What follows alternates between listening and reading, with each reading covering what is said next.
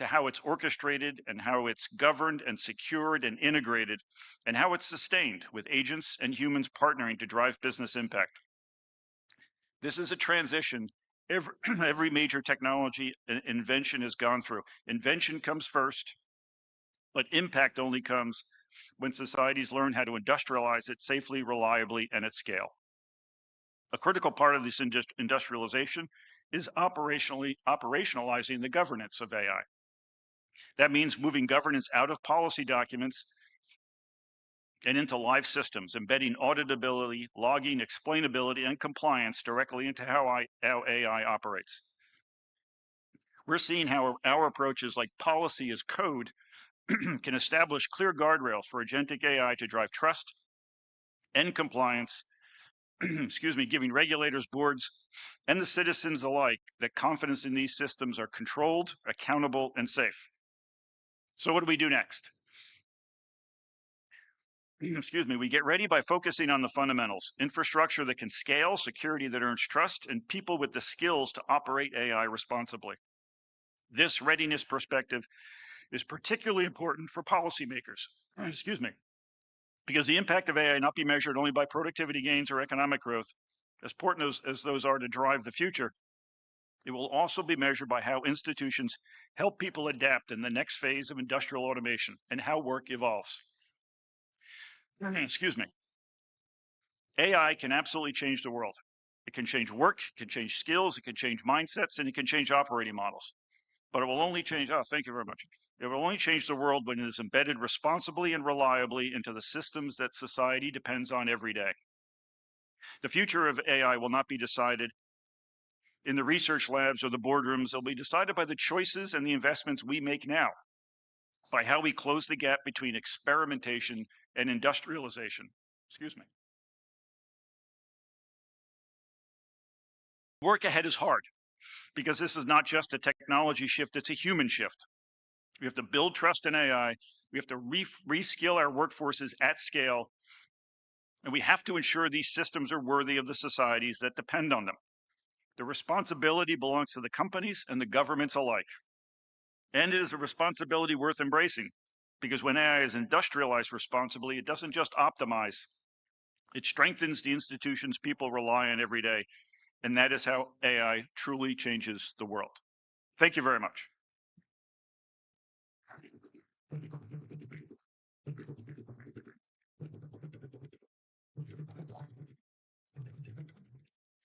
Thank you, Mr. Schreiter, for your remarks. And ladies and gentlemen, now I would like to welcome Mr. Olivier Blum, Global CEO, Schneider Electric. Schneider Electric sits at the intersection of two of the most pressing challenges of the AI era: energy efficiency and digital infrastructure. As data centers consume ever-growing share of global power, Olivier Blum is leading the company that is helping make that infrastructure sustainable. Please welcome the Global CEO of Schneider Electric, Mr. Olivier Blum. Thank you very much. So first of all, I'd like to congratulate the Prime Minister and the entire Indian government and all the associates for this beautiful event. This week has been tremendous. And that put together an ecosystem of stakeholders who are really moving technology to the next level. Now, I'd like to tell you a little bit about my own story. I landed in 2007 in India, was appointed at that point of time managing director of Schneider in India to develop Schneider Electric. And I discovered a country where the major issue was really access to power, access to reliable power. Now I am sitting in front of you, I'm standing actually in front of you as a CEO of a global company, Schneider, almost 20 years later. And guess what? What is the biggest problem of the planet? Access to reliable and clean power. So it's not only the issue of India, it's the issue of the worldwide planet. And we are just at the beginning of a new era, because we are facing issues with access to power in many geographies. You heard many stories of problem of peak load in different geographies, including the US, where you have power cut. And we have not even started the era of AI. What AI changed to the world? AI means more compute. More compute means more energy. And we just don't underestimate today. We don't know exactly what it's going to take, but that's going to put the pressure on the energy system, which has nothing to do with what it is today. So we know that energy is already a priority for government, for organizations everywhere in the world. It's even a geopolitical topic. But we are entering a new era where AI could transform the planet. And since this morning, you have heard many speakers talking about how AI could impact our life, our businesses everywhere in the world. But the real question is how we take the energy system to the next level and what AI can bring to make energy more efficient. So we do believe for a company like Schneider, it changed everything because we are the first time in the history of Schneider, after 190 years in the power sector, where we are at a point where we can connect the physical and the digital world. And it was not possible before. Now, let me look back since 2015, what happened. In 2015, something very important happened in the world, which was the climate agreement, the Paris Agreement, where the world has put a huge focus on energy. And if you remember at that point of time, a lot of people spent time on the supply, bring clean energy everywhere in the world, which was great. But Schneider Electric was a very strong advocate to say, look, working on the supply is very important, but we have to spend even more time to work on the demand side, on how we make energy efficient. And guess what? In the past 10 years, company like us, but not only, we've been really strong advocates that if we build a world which is more electric, if we build a world which is more electric and more digital, we might have a path really not only to decarbonize the planet, but to give access to energy everywhere in the world. I think we've made good progress. We've made good progress, but it has been complicated because we faced a lot of resistance in the system. We faced resistance with power grid actors. We faced resistance by companies implementing those new technology. We know large companies don't like necessarily to put all their data on the cloud. They want to do it on premise and so on and so forth. But let's make it clear, I don't think all the technology were ready everywhere in the world to make energy system much more efficient. So I think it has been a good journey in the sense that we've started really to electrify more and more in the world, but I think we have just started to scratch the surface. Now, let me come to the topic of AI and the conference, and I will come back on energy. I'm sure you are aware that in any kind of report, we are talking about more than 200 gigawatts of capacity that needs to be built in data center in the next coming years by To think like the engineer who designs payment systems that just work, sign up for this free masterclass by Scalable. You will understand how clean architecture keeps payment flows predictable and safe, and learn how to use ORMs, design schemas, and apply object-oriented programming to support complex transactions. Register now. Couple of years, about a couple of kilowatts per racks in the data center. Then we move to 10, 20, 30. What we are building right now in India, it's something which is already around 80 kilowatts per racks, even more. And what we are doing in the US right now with the GPU, which are available for NVIDIA, is already at 150. We are foreseeing a world with NVIDIA where it can go to 500 to 1 megawatt, and that put a tremendous pressure on the energy system that forced every single company to reinvent the energy system. I'm sure some of you have heard about the concept of 800 volt DCs, so which are the new type of electrical architecture you will need to have for the data center of tomorrow that will be able to power the AI industry. But again, I'm coming back. There is two phases of AI. There is one which is there will be many new infrastructure that has to be built, but we have really to invent this next level of infrastructure to make sure that they can support what the AI would need.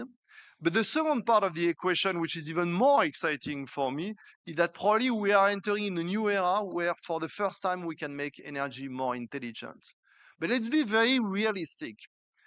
There are a certain number of data from IEA which are telling that to support the global economy, the world will need another 10,000 terawatt-hour of energy to be produced, of electricity to be produced between 24 and 35, and another 12 on top of that between 2035 and 2050. When we are looking with our research team at Schneider Electric, who are building energy scenario, we believe that those scenarios don't include what AI will bring to the planet.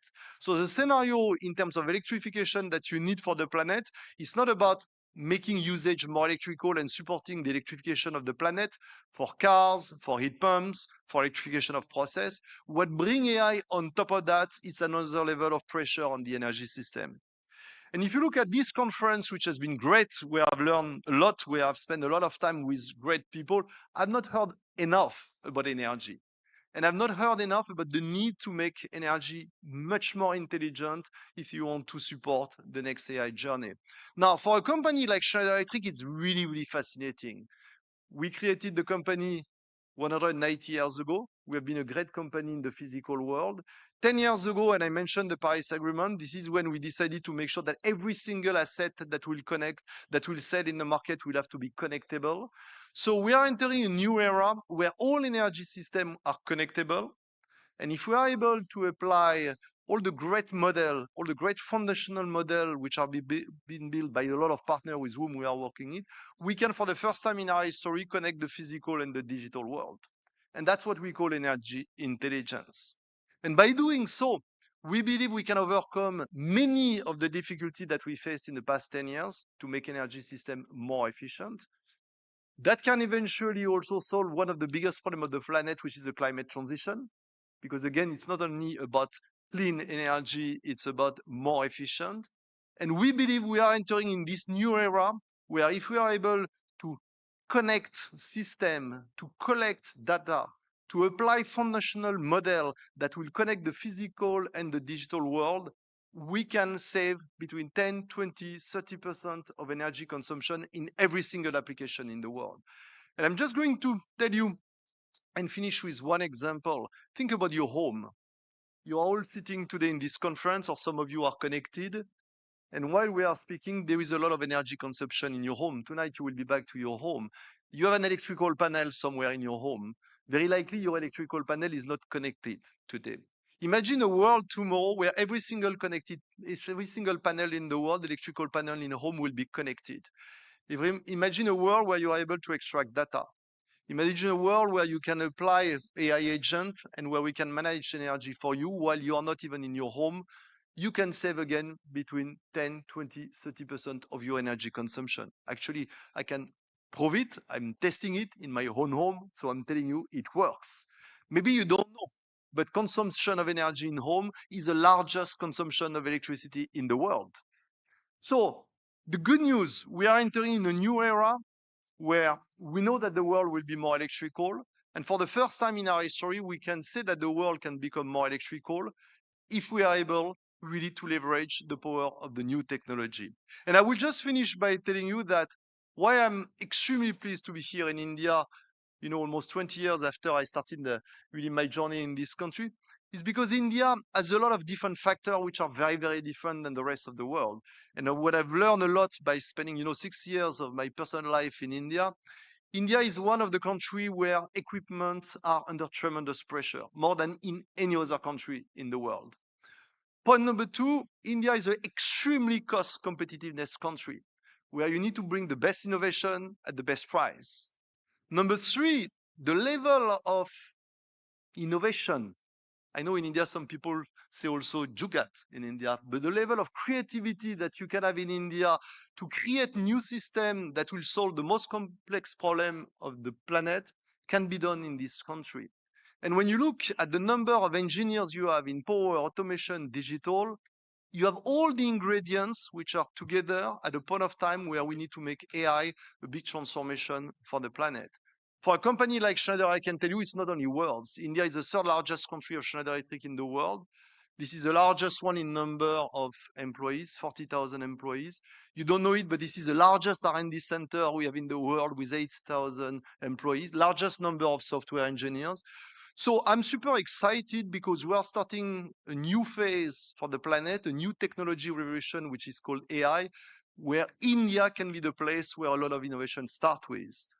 I came to India, 20 years ago, where we are bringing a lot of product from outside. I think we are at a point of time where India can innovate the next technology that will make the world more efficient. So we call that Schneider Electric Energy Intelligence. I've been very, very excited to be part of the summit. We've met a lot of people from government, from construction company, from technology company, who have really this strong appetite to make sure that AI will bring progress for all.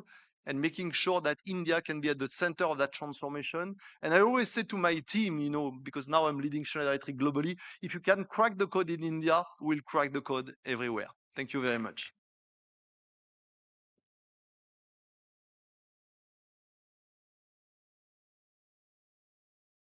Thank you so much, Mr. Bloom, for highlighting all those facts which concern the power consumption so far as AI is concerned, which is, of course, a very important factor, especially when we talk of sustainability, when we talk of innovations. And I must thank Mr. Bloom for highlighting the role of innovation and sustainability so far as energy sector or energy secured future is concerned. And all those numbers which you could see on the screen here were actually mesmerizing.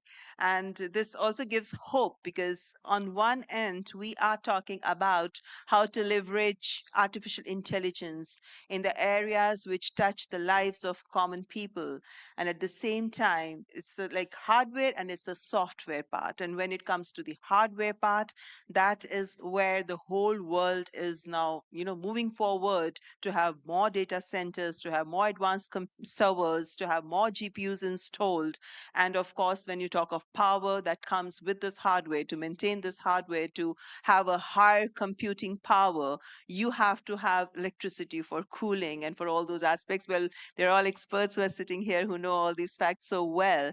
But then this is one important aspect which I think it's raising a big question also in front of the whole world as to how do we find answer to it. I could see the statistics, the numbers which were being showcased for India as well, and then of course I need peaceful sleep, Rexa. Not in my job description. जब जब इस धरती पर कोई peacefully नहीं सोता, I'll be there. The Sleep Company, India's first and only smart grid mattress. The body goes soft comfort, back go firm support. Peaceful sleep mode on. The Sleep Company.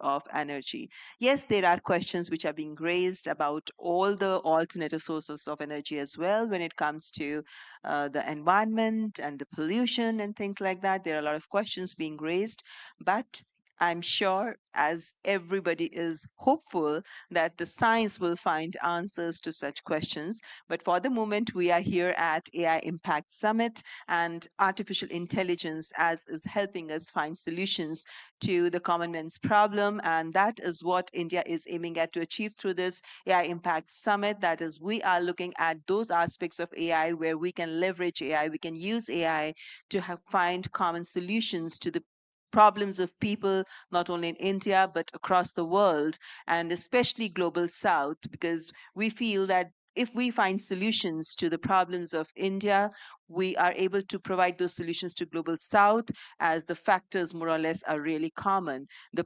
problems are common. So, well, now let me move on to our next speaker, ladies and gentlemen. I would like to invite Mr. Arthur Mensch, CEO and co-founder Mistral AI. In just a few years, Arthur Mensch and his co-founders built Mistral AI into Europe's most significant large language model company, proving that world-class frontier AI need not be exclusively an American or Chinese story. His work is a model for what sovereign AI capability can look like. Ladies and gentlemen, please welcome CEO and co-founder of Mistral AI, Mr. Arthur Mensch.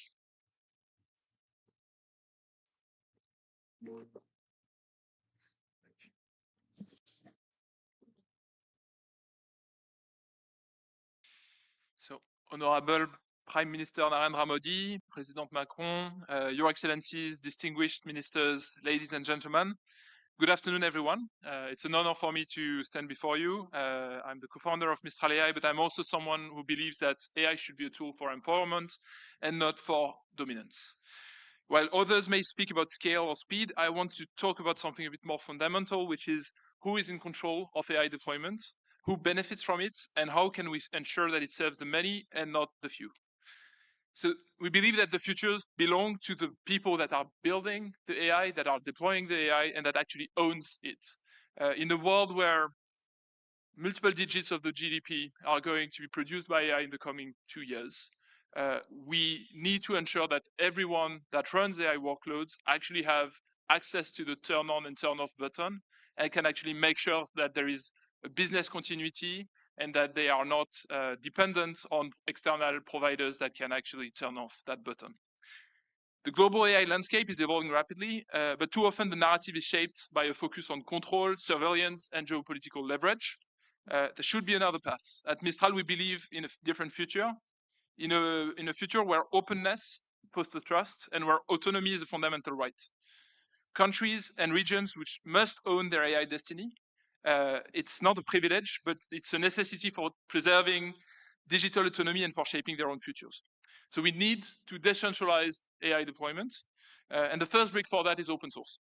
Human advancements has always been built on top of sharing knowledge, of openly collaborating on science, on transparency, and on collective work.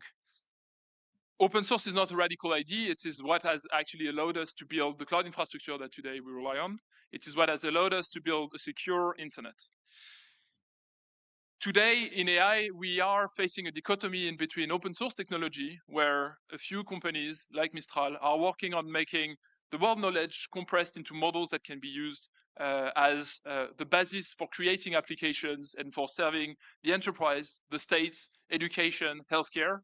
And another world where these models are actually compressed by a few large private corporations that actually use them as leverage against their users. The second brick that we believe in is in empowering directly other regions through deep collaboration. So open source is the tool. And if we want to make better open source models, we need to collaborate. And that's what we do with multiple states.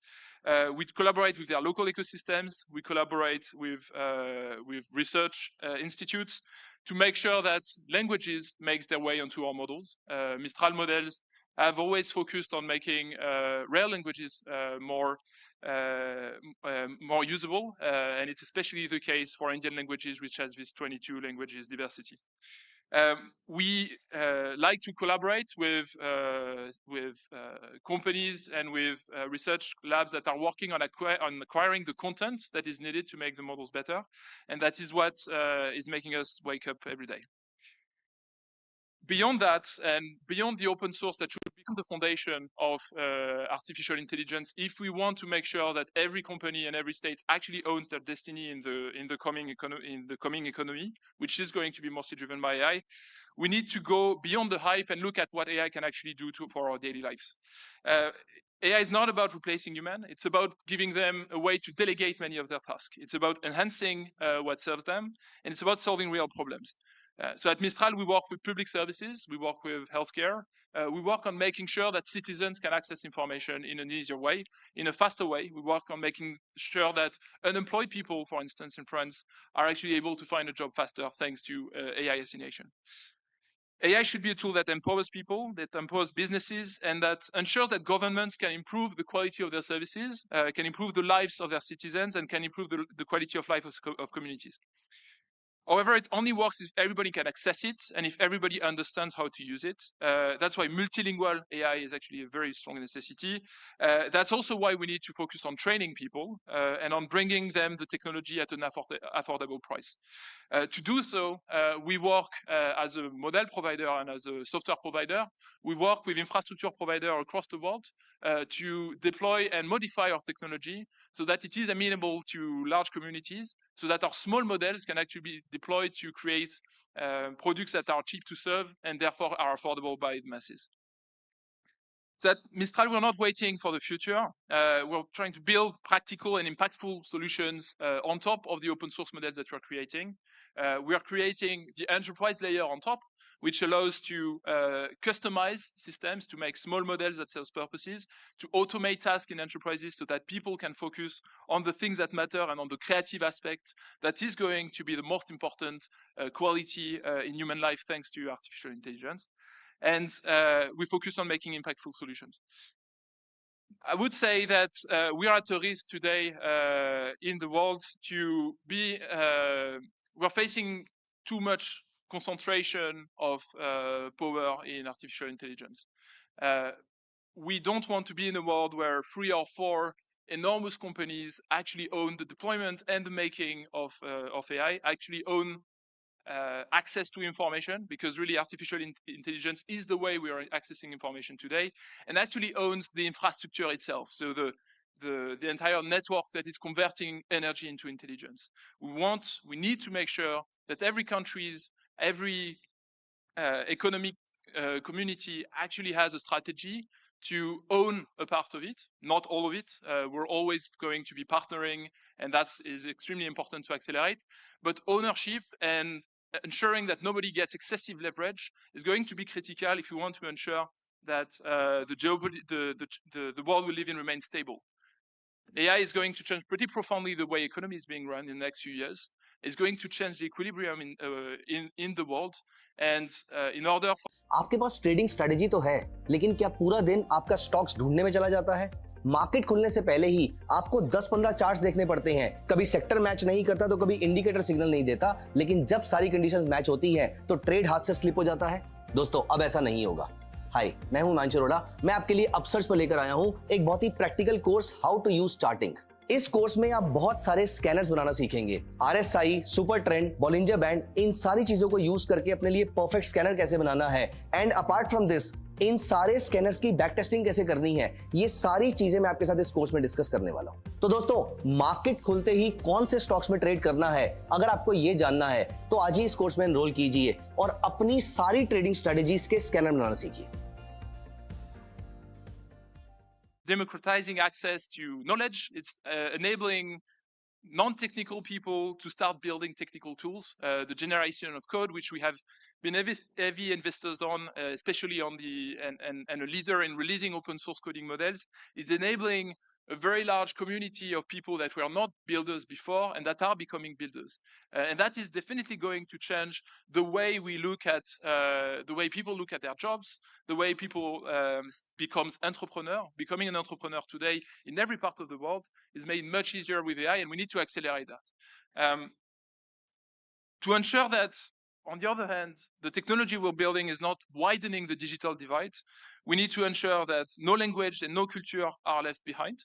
We need to ensure that the technology that we're building is affordable, and therefore our focus on open source is, I believe, a very important aspect. And it's an aspect that requires a community of people that believes in this model, and this model has already proven its benefits in the course of technology in the last 30 years. We believe in partnerships over dependency. So when we work with states, we actually transfer some knowledge on how to build the technology, on how to run it, and we ensure that we can disappear. We ensure that once we have shipped the technology, this is in the hands of our customers, this is in the hands of the partners that we work with. Whether it's collaborating with local governments, whether it's collaborating with businesses or with academic institutions, we're committing to transferring that knowledge. We believe that India opportunity is extremely large in that its talent, a quarter of our researchers are actually Indians, its diversity of culture, and its ambition, and the size of the market and the size of its industry is giving it immense leverage when it comes to building artificial intelligence that will be differentiated, that will be a major way, a major product of export, and that will provide them with even more leverage on the international scene. By controlling its own AI, India can become a global hub for innovation, and it can also lead the way for the entire world. A call to action, I would say we need to seize the moment. This is really an acceleration moment. We've gone from a place where chatbots were actually pretty amusing 2 years ago to a world where now we can delegate tasks over multiple hours and actually have an army of AI delegates that can do a lot of things on our behalf. And so it's enabling anyone to build much faster. But what that also means is that the people that are not catching that wave are going to be left behind. And so to governments, I would say you need to invest in AI infrastructure that you own, that you make sure to distribute to local and regional providers. You need to prioritize investment on local talent. You need to make all of your engineers and everyone better at using AI. You need to invest on content we're all about compressing knowledge. This is something that humanity has always been doing. And to compress knowledge and to make sure that your language and your culture is represented, the aggregation of content and the usage of those contents to make open source assets is absolutely critical. And the time is really now. We need to not miss that. To the businesses, I would say adopting AI is going to take some time, but it's going to bring immense leverage. And you have unique assets in your companies. You have IP, you have knowledge, you have folklore knowledge. The way you're processing the way you're operating your business is different from the way your competitors are operating it. And what that means is that you need to build your own AI systems. The same way you train unique employees, you will need to train unique AI agents, and that will only happen if you take a meaningful part of the value chain and you make it internal. Finally, I would say the future is ours to shape. The AI revolution is here. The path that it can take is really, there are multiple paths it will take. Will it be a tool of dominance, or will it be a force for empowering people? Will it deepen divides, or will it bridge them? Will it allow will it allow certain countries to leapfrog? We believe it can happen, but we believe it only happens if we work as partners, if we work with a commitment to transparency and openness, and if we choose to look at AI as a next vector of autonomy and a way to ensure that every country remains self-reliant. So we choose a future where AI is built for the many and by the many and for the many, and India and the world deserves nothing less. So I would say let's build it together. Thank you.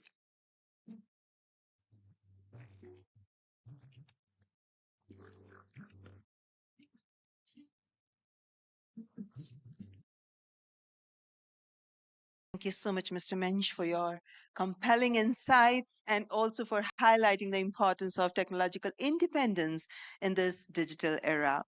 Ladies and gentlemen, I would now like to invite Mr. Rajesh Subramanian, CEO FedEx. At the helm of one of the world's largest logistics networks, Mr. Rajesh Subramanian is deploying artificial intelligence to optimize supply chains, predict demand, and make global trade more efficient. His Vantage Point, moving 15 million packages a day, offers a uniquely grounded view of how AI performs in the real world. Ladies and gentlemen, let's welcome CEO of FedEx, Mr. Rajesh Subramanian.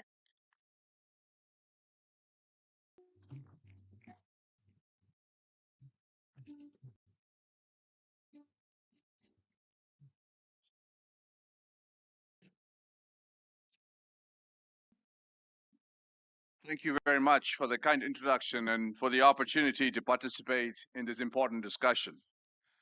Gatherings like this are critical to advancing technology and making global progress collaboratively, responsibly, and equitably. And that's truly our charge at this pivotal moment.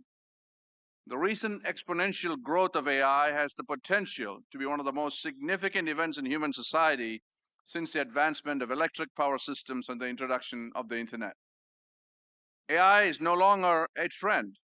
It's the next industrial system, a union of compute, the energy and labor that will redefine how economies operate and how humanity evolves. We understand the science, and now it's about rapid amplification and application. Building AI capabilities is not optional, it's essential. Intelligence is not an asset, it's infrastructure, the foundation of the future of global progress, productivity, and economic growth. As such, we have an opportunity and a responsibility to be more than consumers. We must be architects of AI. Every company, government, and institution should ask, how can we use AI to expand our ability to solve our most pressing problems, from broadening the economy to eradicating disease to improving energy efficiency? One of the most exciting aspects of AI is the potential to turbocharge problem solving at scale. And that's always been the guiding principle at FedEx, to solve problems by connecting people and possibilities. Our journey began at another technological inflection point. Half a century ago, our founder, Frederick W. Smith, realize that we are moving towards a computerized, automated society.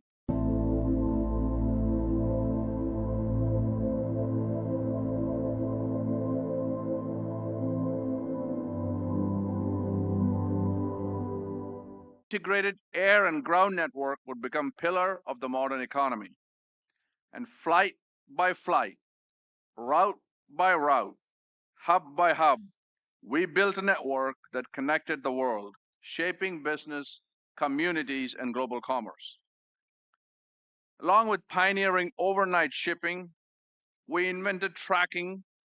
We also fueled a massive growth of high-tech, advanced pharmaceuticals, international trade, and e-commerce. We are indeed the heartbeat of the industrial economy. Now, the world is undergoing a fundamental shift. The patterns and the rules of commerce are changing.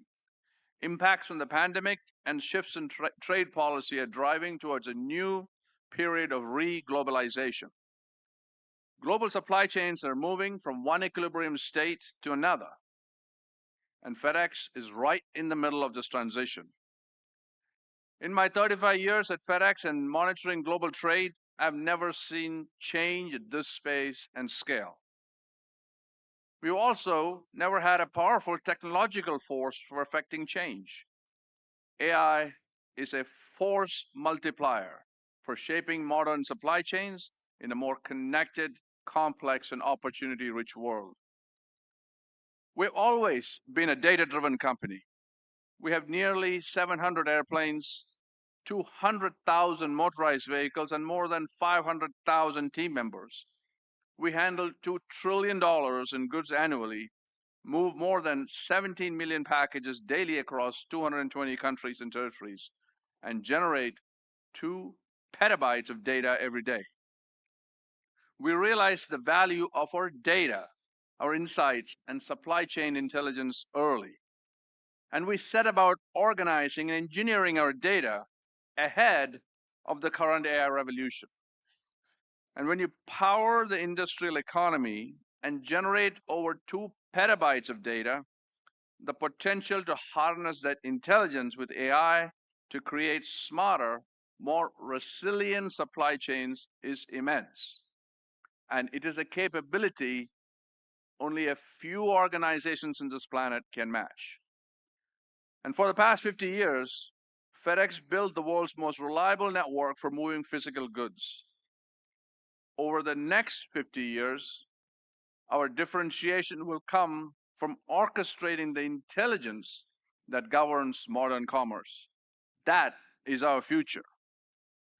And to get there, we're using AI to transform our real-time network data into actionable insights that enable prediction, orchestration, and optimization across the entire supply chain. This is not just visibility into what happened, but intelligence about what will happen next. Identifying vulnerabilities and addressing them before they become disruptions is probably the most crucial element of supply chain resilience. Over the long term, we will power solutions allowing FedEx and our customers to anticipate disruption, to reroute flows, rebalance capacity, and prevent localized issues from becoming systemic failures. More importantly, we are scaling these capabilities responsibly and grounding them in strong data governance, cybersecurity, and ongoing focus on AI literacy so our teams know how to use these tools effectively. Now, this opportunity is not just operational, it's also commercial. We are extending our intelligence through digital tools that solve problems for customers and enable them to optimize their operations. Through collaborations and platform integrations, we can embed our intelligence directly into customer workflows, helping businesses make sourcing, routing, inventory, and fulfillment decisions with near real-time supply chain insights. We create common data platforms with our customers to build the best supply chain solutions together. This goes far beyond a supplier-vendor relationship. Our customers are often co-creators, and many of our digital tools are shaped by the feedback for small and medium businesses seeking to grow internationally. Just one example is our clearance solution have become increasingly important to our customers with ongoing shifts in trade requirements. FedEx import tool was first developed in India to simplify international shipping for small and medium enterprises. Their feedback helped us design features such as predictive logistics, automated shipment tracking, and real-time customs updates, all powered by AI. And this is now rolling out globally. What used to be a complex process became much simpler, giving small businesses better visibility and control over their shipments. Our AI-powered capabilities go far beyond traditional logistics, positioning FedEx as the digital backbone of supply, demand, and decision networks across industries. Today, technology is business, and business is technology. As global citizens and leaders, we must think this way. We must use the AI revolution to propel global progress. From our experiences at FedEx, I encourage you all to get in the game. You cannot innovate from the sideline. If you don't like change, you will hate extinction. Seize this opportunity with AI. Our actions must be decisive because the opportunity is genuinely transformative. Ask not why, but why not? Question all ways of thinking, take risks, and embrace change as an opportunity for exploration and growth. And keep asking questions. Nothing will matter more in the age of AI. As AI increasingly contains more of the world's knowledge, it becomes an even more powerful tool for anyone with questions. Have a bias to action. The world is becoming more agile by the day, and action is critical to keep pace. There's also so much more to discover, including tremendous opportunity in how we apply emerging technologies. We have barely scratched the surface on how we use AI and machine learning to manage global supply chains. For a company with legacy of delivering what's next, I cannot tell you what the end state of AI will look like, but I can tell you that we will be ready for it. The transformative potential of AI is immense, and with that potential comes the responsibility to ensure that its benefits are widely accessible. How this latest generation of AI comes to life and how it impacts every aspect of our civilization is up to us. FedEx is ready for this journey. We're embracing AI and eager to solve problems, drive economic growth and global progress, and deliver a better and a brighter future. Thank you for your attention.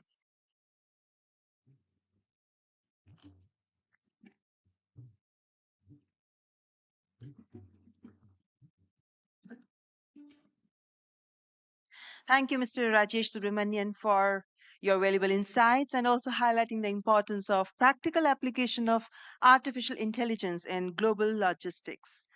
Ladies and gentlemen, and I now take the pleasure of introducing our next speaker, Mr. Jeet Adani, Director, Adani Digital Labs, representing the next generation of one of India's most consequential business families. Mr. Jeet Adani is driving Adani Group's ambitions in digital infrastructure and AI. With data centers, green energy, and ports as the foundation, the group is positioning itself as a critical enabler of India's AI economy. Ladies and gentlemen, please welcome Director of Adani Digital Labs, Mr. Jeet Adani.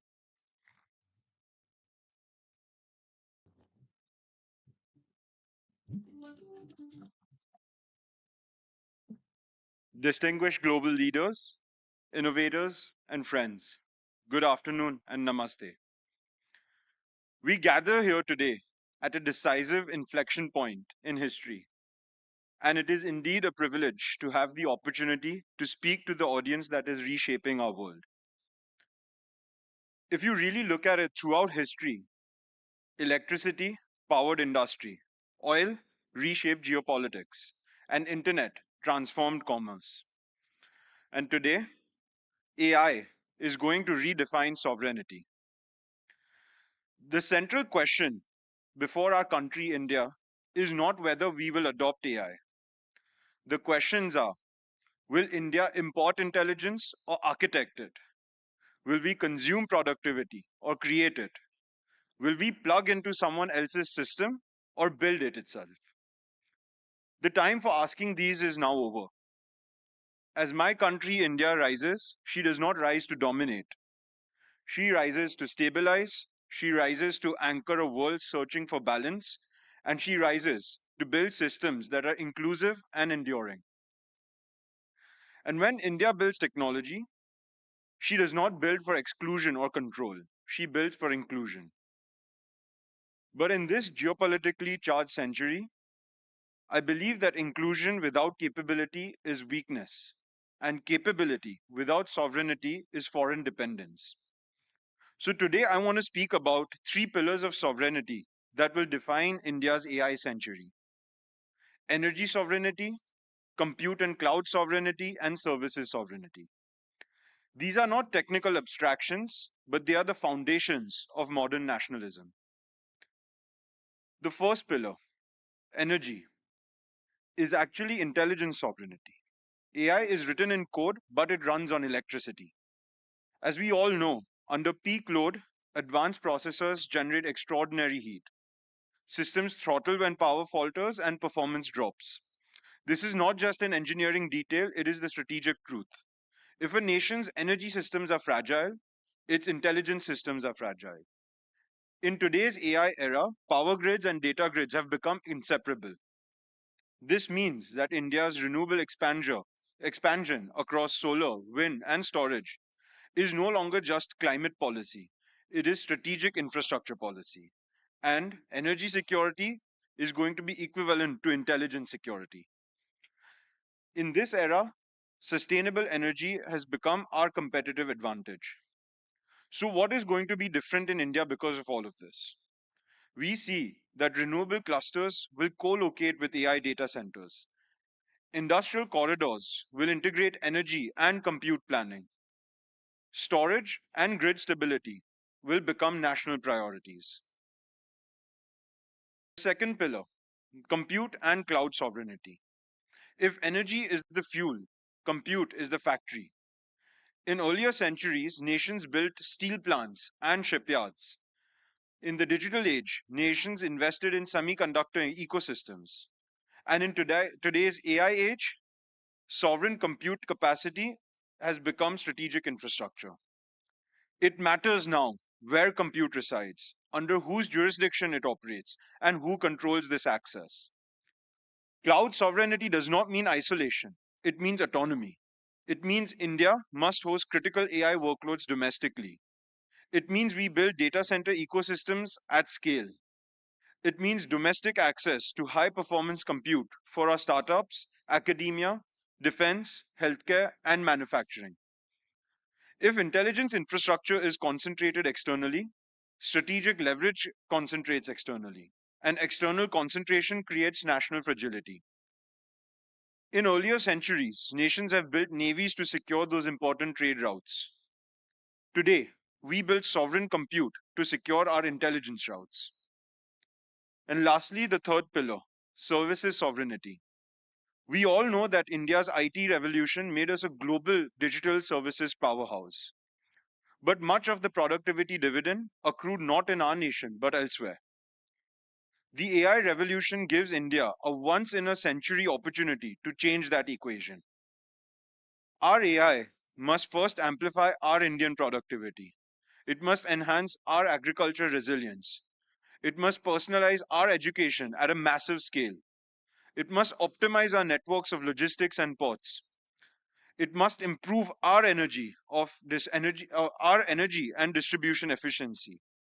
It must modernize our manufacturing competitiveness. It must expand our healthcare and diagnostics across rural India. It must deepen our financial inclusion across tier 2 and 3 towns and villages. AI must become a force multiplier for Indian citizens before it becomes a margin multiplier for others. This is not protectionism, this is preparedness. This is not isolation, this is strategic maturity. Earlier this week, the chairman of the Adani Group made one of the most transformative announcements in India's technology history. Our group will invest $100 billion to build a sovereign, green energy-powered AI infrastructure platform for the nation. Are you looking to transition your career into data science and find a place in companies like Meta, Google, or even Amazon? If your answer is yes, then learning Python is a must. Fundamental clarity of Python concepts is the gateway to becoming a successful data scientist at any of these top product companies. What if I tell you in just 3 hours, you can learn the most essential skills for any aspiring data scientist, and that too for free? Yes, you heard it right. Scalar is organizing this free data science bootcamp to help you learn Python from scratch. You will also get to explore the must-know libraries used in Python and exploratory data analysis using Python.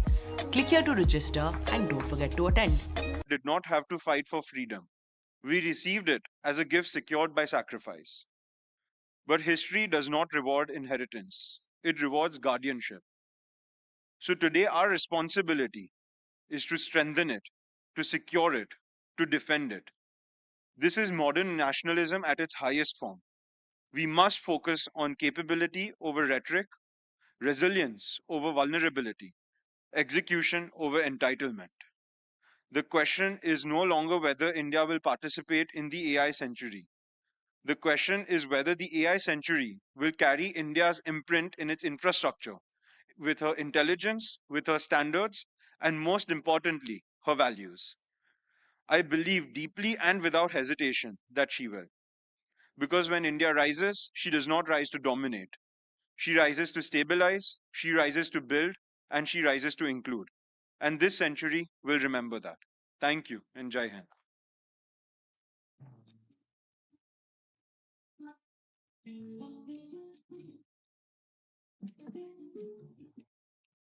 Thank you, Mr. Jeet Adani, for sharing your insights with us and your vision, as well as for enriching this August gathering. Ladies and gentlemen, it's my privilege to now welcome Mr. Vinod Khosla, founder, Khosla Ventures, co-founder of Sun Microsystems and one of Silicon Valley's most visionary investors. Mr. Vinod Khosla has been making bold bets on AI, on climate, and healthcare for decades.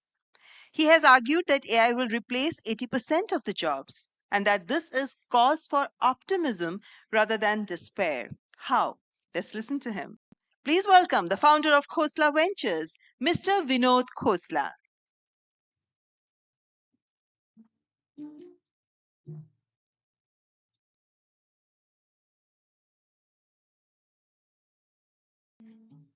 Good afternoon.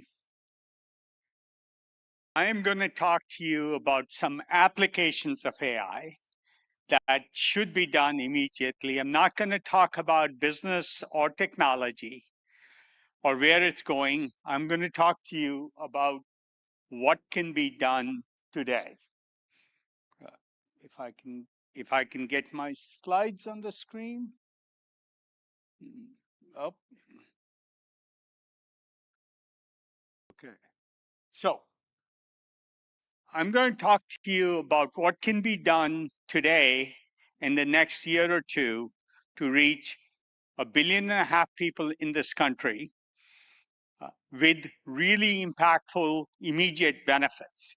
And unless AI benefits the bottom half of the Indian population, we're not going to see a huge amount of impact. So, first thing I'm going to talk to you that's possible today, and in fact, millions of kids in India are using today, is AI-based personal tutors. And I'm going to talk to you about 24/7, almost free doctors available to everybody through AI. This is not helping a doctor, this is building a doctor.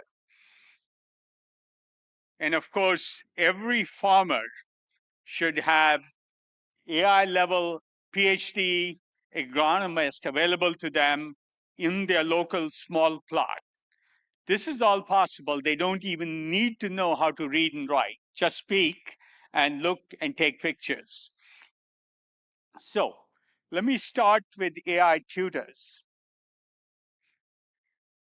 There's a lot of children in India who don't get much help in their education. In fact, in rural India, teachers don't often show up.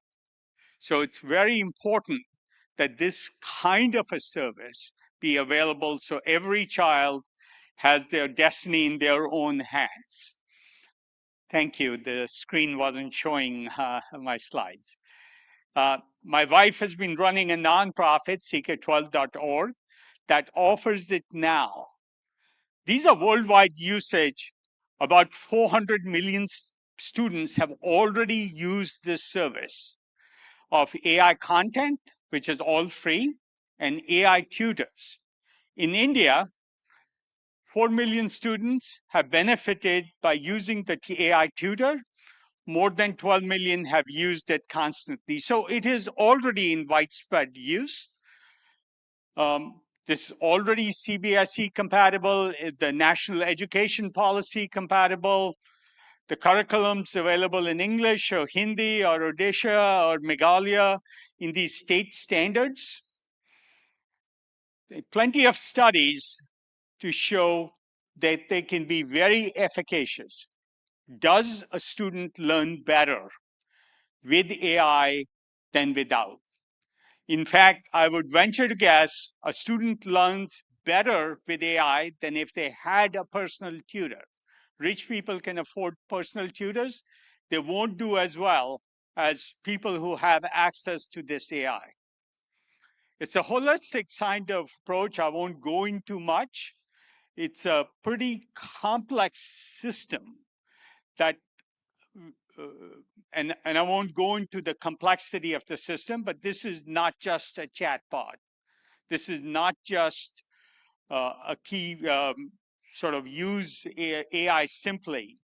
This has been built based on, and we've been working with Sarvam here in India to propose Diksha, which is a large collection of content in India, which is mostly unusable, to be honest, and build a 3.0 version of Diksha, which is an AI-first experience. This is built on billions of student questions that have already been asked on the CK12 website, billions, that is used to train the model to know how to teach a student.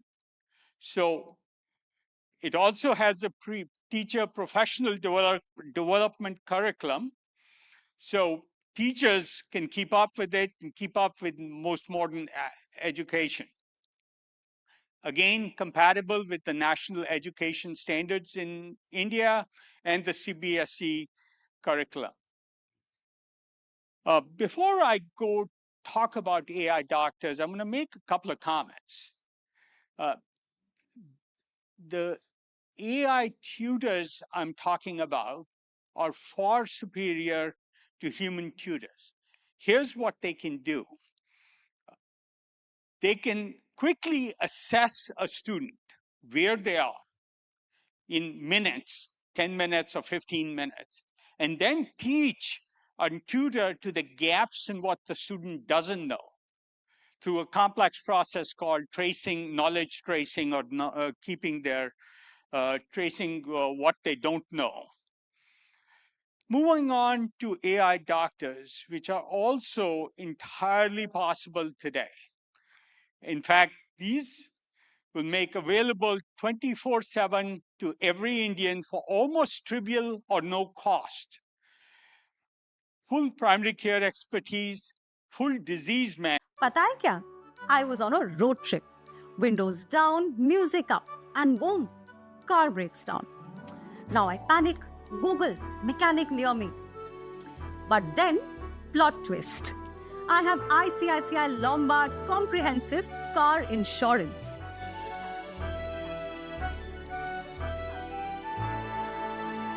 Breakdown?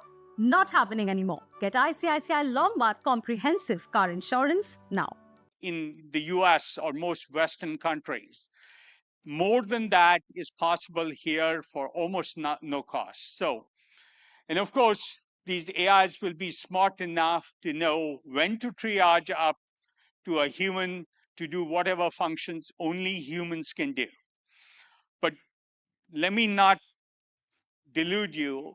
There's very little a doctor can do that this AI can't do today, other than the physical parts. If they have to feel your stomach, of course, an AI can't do that yet.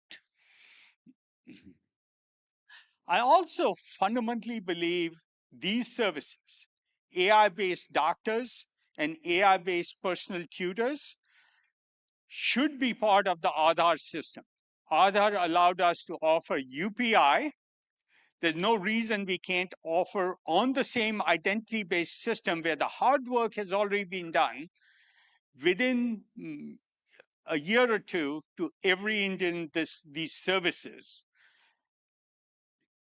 So what I'm specifically proposing, to build a Section 8 nonprofit company to build, operate, and transfer into the Aadhaar ecosystem such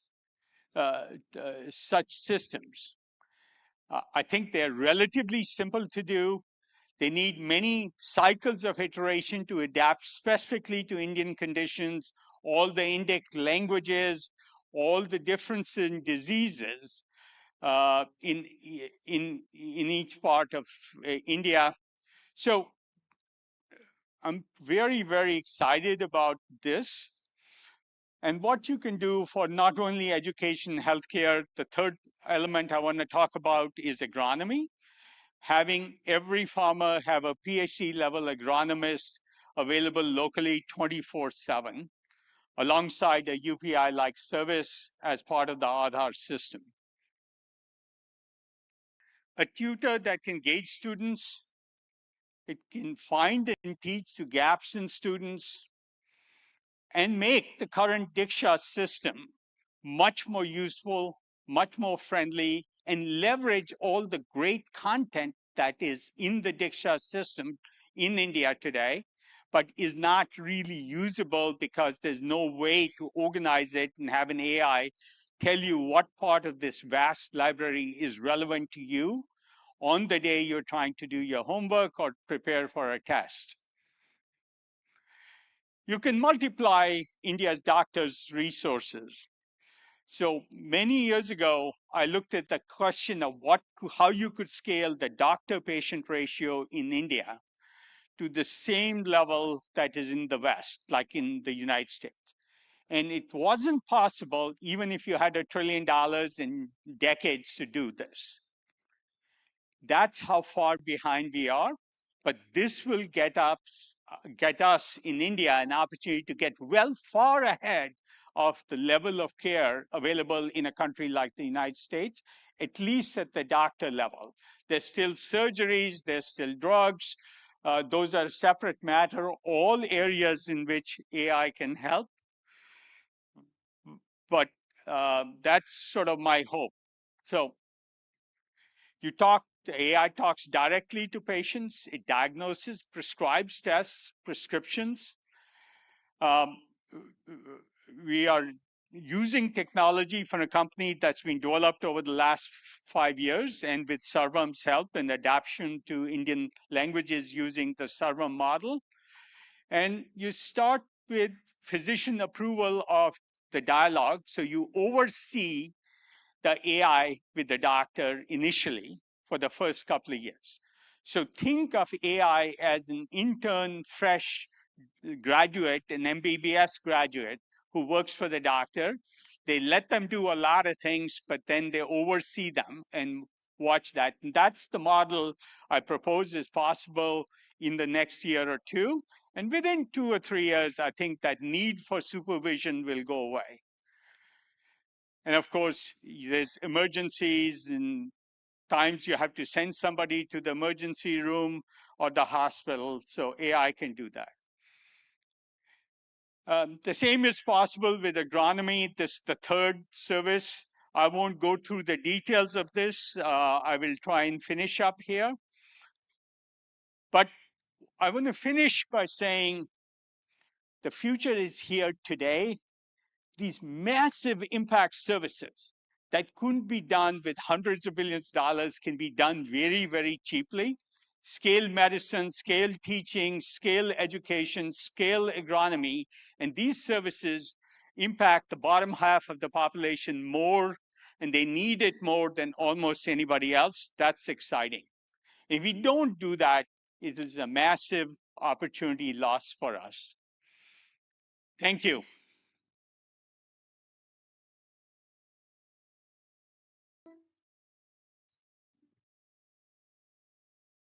Thank you, Mr. Khosla. It was a pleasure listening to you and all your wonderful ideas, giving solutions, AI solutions to India's problems. And no doubt, AI can be a game changer to make this world a better place. And such ideas, I'm sure, will help us achieve that goal too. Ladies and gentlemen, I would now like to invite on stage Mr. Nikesh Arora, CEO, Palo Alto Networks. As cyber threats grow more sophisticated with every advance in AI, Mr. Nikesh Arora has built Palo Alto Networks into the world's leading cybersecurity company by platforming defense. A former president of SoftBank and senior Google executive, he brings rare breadth to the challenge of securing our AI future. Please welcome the CEO of Palo Alto Networks, Mr. Nikesh Arora.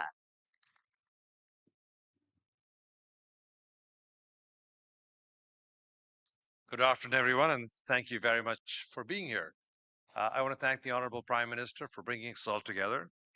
And as many of you were here this morning, not unlike Sundar from Google, about 40 years ago, I used to take the Prayagraj Express from New Delhi to Varanasi, a city that was a city of temples and had the revered Banaras in the university, which is now a hotbed of AI innovation. You've spent the morning hearing about AI's vast potential, from curing ancient diseases to Dario's idea of having a country full of geniuses in a data center. Having spent my career at the intersection of major technological shifts, I can say I have never seen anything that has moved so fast from a technological perspective. Coincidentally, it was about 3 years ago, I was on my way to BHU to give the convocation address, and ChatGPT came out. That moment changed everything. AI is accelerating faster than our institutions, our governance frameworks, and even our intuition. This widening gap, if not handled right, is going to become a tangible threat to national security, economic stability, and social cohesion, making it a defining challenge of our era. As an eternal optimist and representing the world's largest cybersecurity company, I'm not here to throw cold water on our optimism and the idea that AI is going to solve every problem. I'm just here to come and say that for us to enjoy the benefits of AI, we have to make sure we have to solve for inclusion, for trust, and for safety while we continue to make advances on AI. I would say at the current moment, the balance is tilted not in the favor of trust, inclusion, security. It's actually tilted in the favor of speed. You're seeing features and capabilities coming out as fast as they can, probably faster than we can absorb them. Every morning you wake up and something new happens. There are agents that are doing things for us. There are new models being thrown out which can make music. I only don't know where this is going to stop. So while we've been enjoying the capabilities of Claude, ChatGPT, Gemini, which are teaching us how to do all kinds of stuff, AI has already moved on. We're now battling towards the agentic future, where the agents are going to take care of everything, and we're going to kind of lose control. The challenge we have is, we talk about agents. If you think about it, Sundar also mentioned Waymo, a car that will drive you from point A to point B. That car is effectively an agent. That agent used to be a driver who's no longer a human being. It's an agent. It's going to drive you everywhere. That was a very expensive agent. It took a lot of training to train that agent over a lot of time. However, it does give us a glimpse into the future, a future where we can actually build a trustworthy agent that can take over the task of a human being. But I was at Google in 2009, and I remember riding in the first iteration of a self-driving car. That was 16 years ago. So it's taken a long time to get one job replaced by an agent. So all of those of you who are really worried that our jobs are going to go away, it's going to take a little longer than you think. We're not going to trust agents that easily and that quickly. However, for us to be able to trust agents, once again, we have to build a future where the ideas of safety, the idea of security, the idea that we can trust an agent are developed cohesively with technology, not outside of that technology. So, and once you get there, you realize we're not going to stop at software agents. I think if you saw the Lunar Year celebration in China, there were robots which are dancing and flipping around much better than actually I can do. So I'm sure most of us would not be able to compete with the robots. These are version ones of robots. Imagine these things are going to be changing light bulbs and digging streets in the middle of the night when there's no electricity, there's no lights because they don't need lights. They can operate without lights. They can operate without food. They can operate without anything. There is a rumor that these are the things that are going to be sent to build the data center in Mars. It won't be humans because Mars is not quite friendly from an oxygen perspective yet. So if you believe that that's what the future entails, there's a lot of questions that it brings up. It brings up questions of how are we going to take care of these agents if they go rogue? How are we going to manage these physical agents? How are we going to control them? How are we going to govern them? So all these are challenges that we have to solve collectively before we go ahead and go live this beautiful future of AI. So from our perspective, from a cybersecurity perspective, from a governance perspective, I think there are three big challenges we have to solve. I think the first challenge is the challenge of governance and accountability. In the early stages of AI adoption, systems are advisory. You ask it to write a letter to your girlfriend, ask ChatGPT to write a letter to your parent, a thank you letter, it can do that. That's pretty cool. It's an advisory system. You can change it. You're a man in the middle. You're in control. This is great. Very soon you will give control to an agent, which is going to be your agent. It's going to do things for you. That's okay too. As soon as you give control to an agent which can act with its own agency, now you have to worry about who's responsible for the actions of those agents.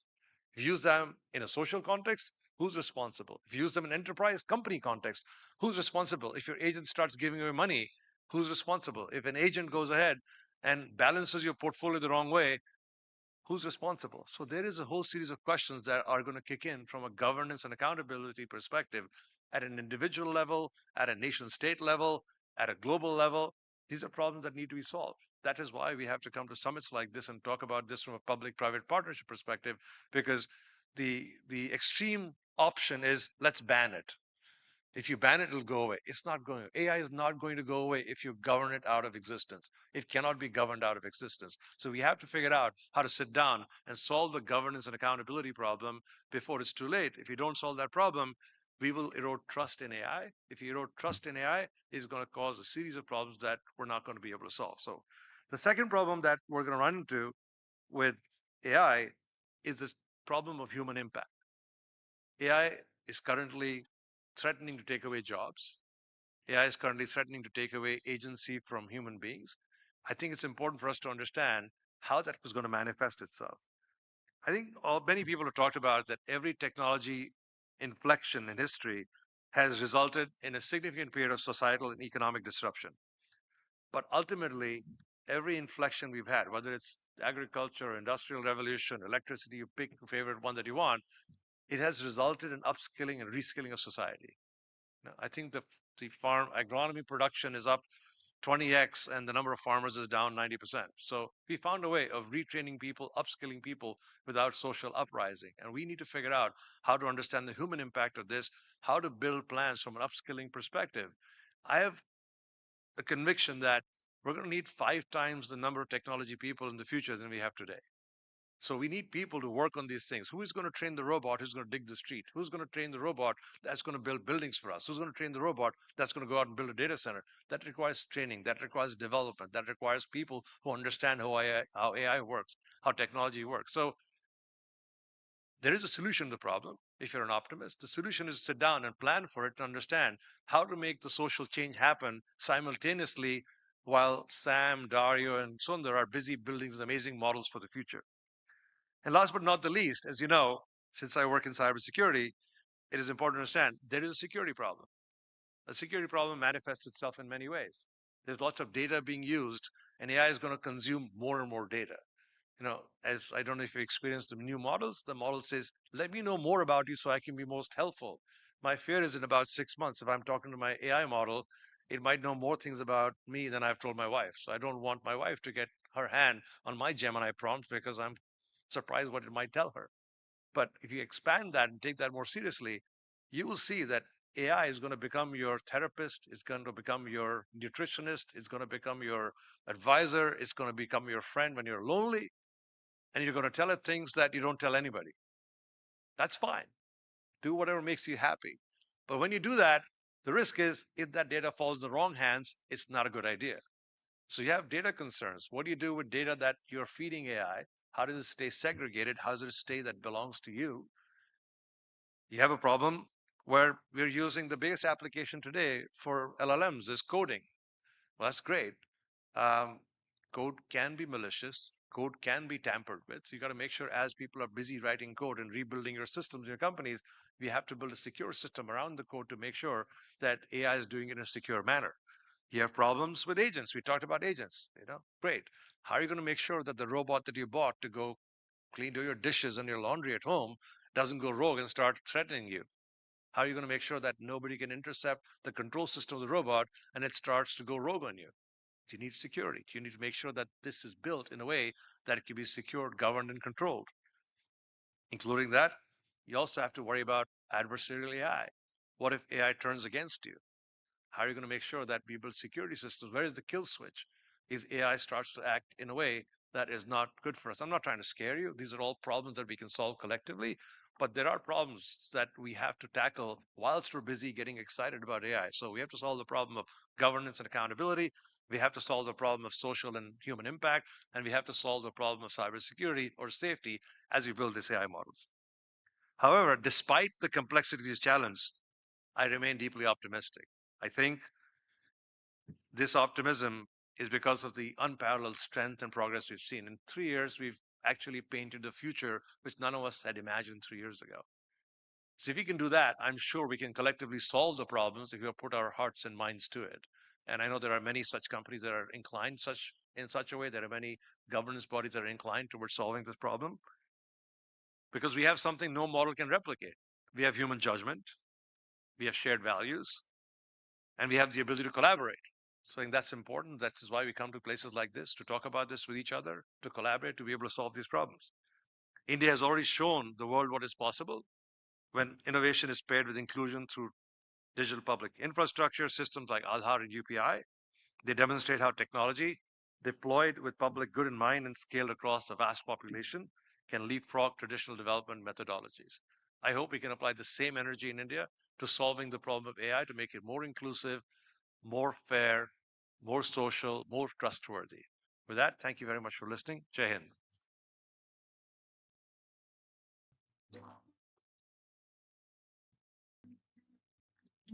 Thank you, Mr. Nikesh Arora. We deeply appreciate your perspective, and your remarks have actually strengthened our understanding of digital resilience in this rapidly changing world.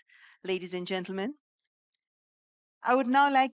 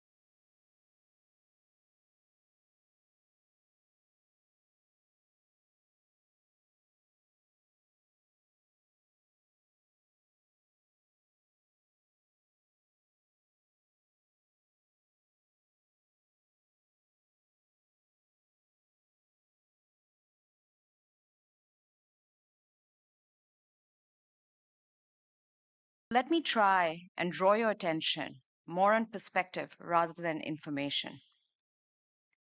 Every decade has a defining sound. In the 1990s, it was the hum of the dial-up modem connecting India to a newly globalizing world. In the 2000s, it was the ringtone of the mobile revolution, placing communication in every hand. In the 2010s, it was the silent scroll of the smartphone, reshaping how we live, work, and learn. Today, the defining sound of our era is quieter still. It is the invisible hum of neural networks, learning, reasoning, creating, reshaping the foundations of society itself. Artificial intelligence is no longer something we switch on and switch off. It is with us at all times, even when we sleep. It is an assistant, a guide, a teacher, sometimes even a companion. From the most mundane tasks to the most advanced scientific discovery, AI is becoming all-encompassing. But this is not merely another technology cycle. This is a structural shift. For the first time in history, knowledge itself is being commoditized.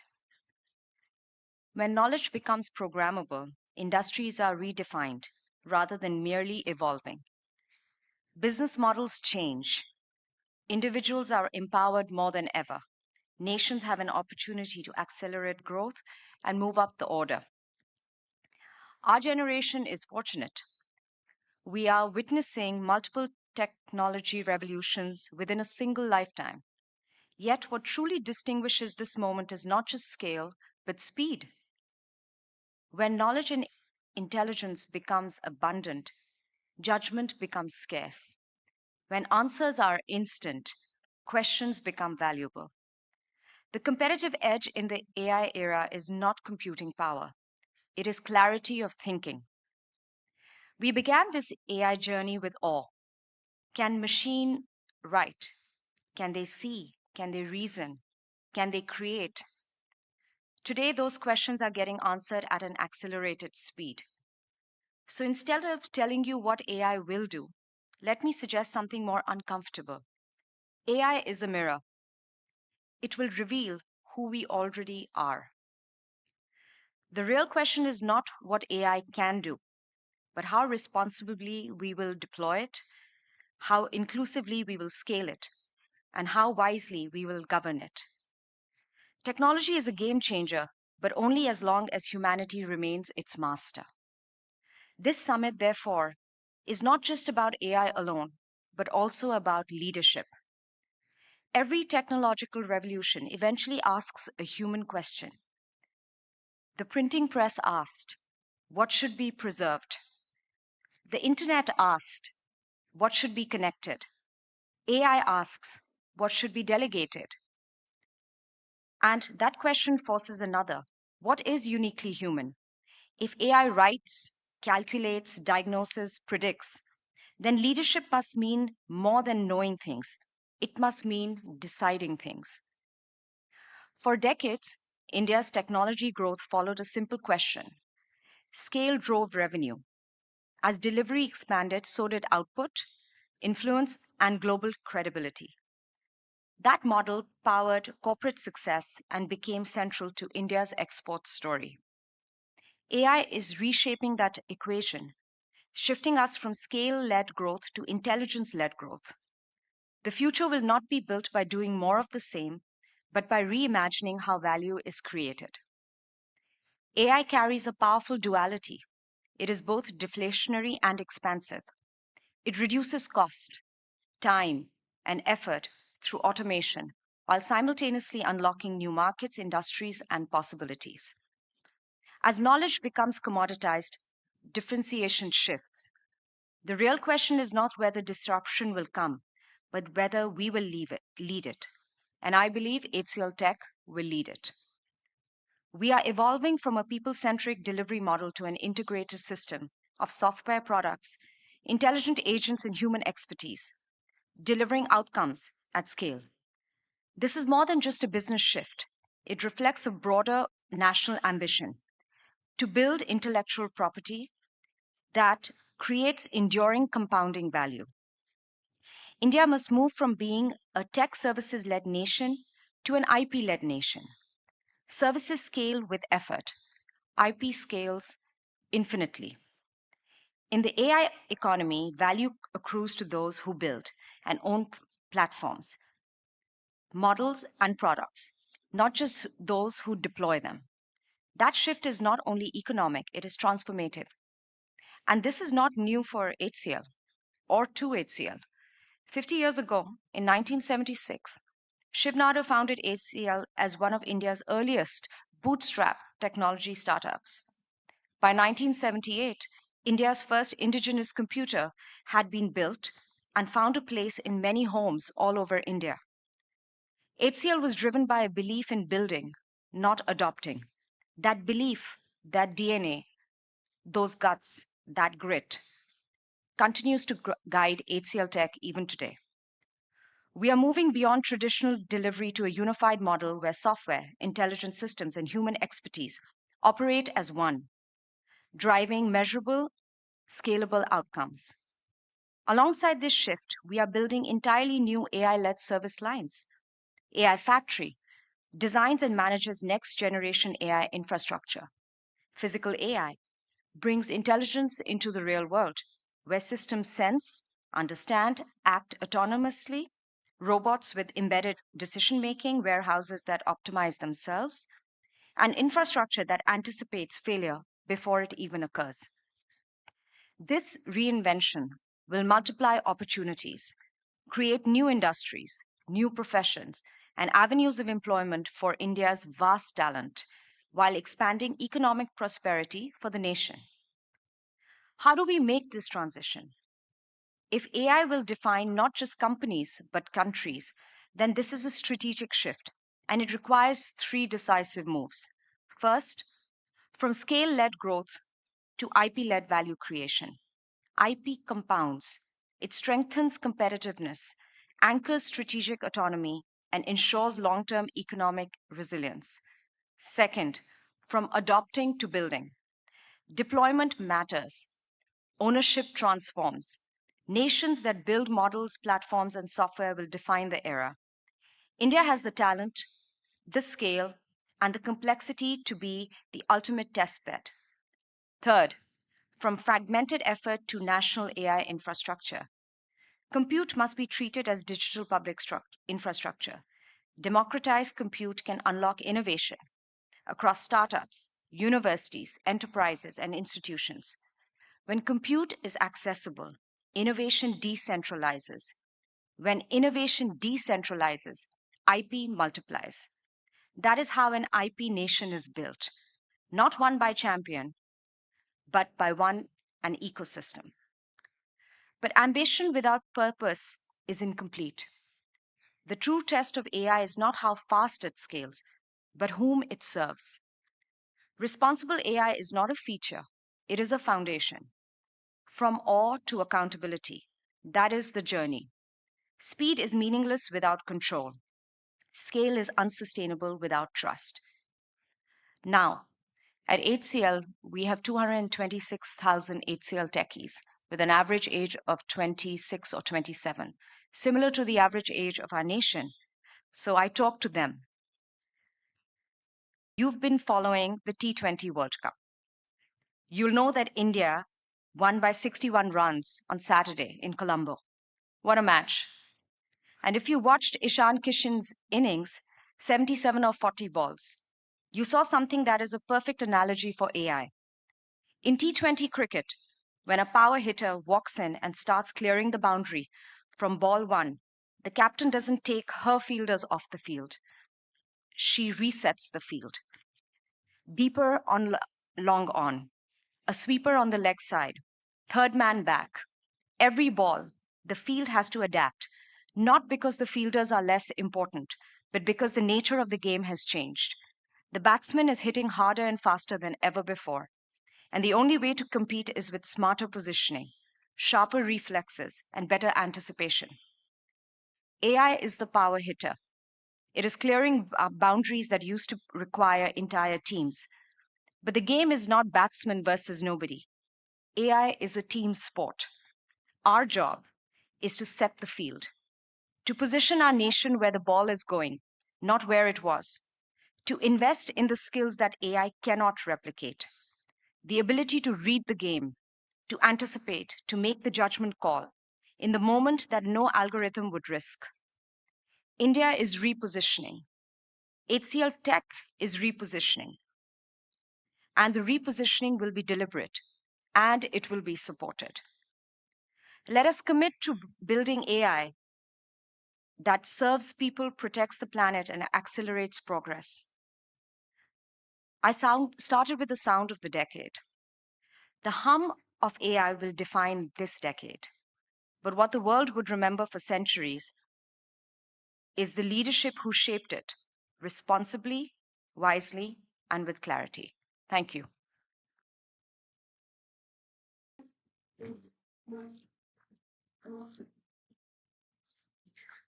Thank you, Ms. Roshni Nader Malhotra, for your inspiring reflections and also for highlighting the transformative role of artificial intelligence, as well as the disruptive role of artificial intelligence, drawing our attention to it in shaping our future.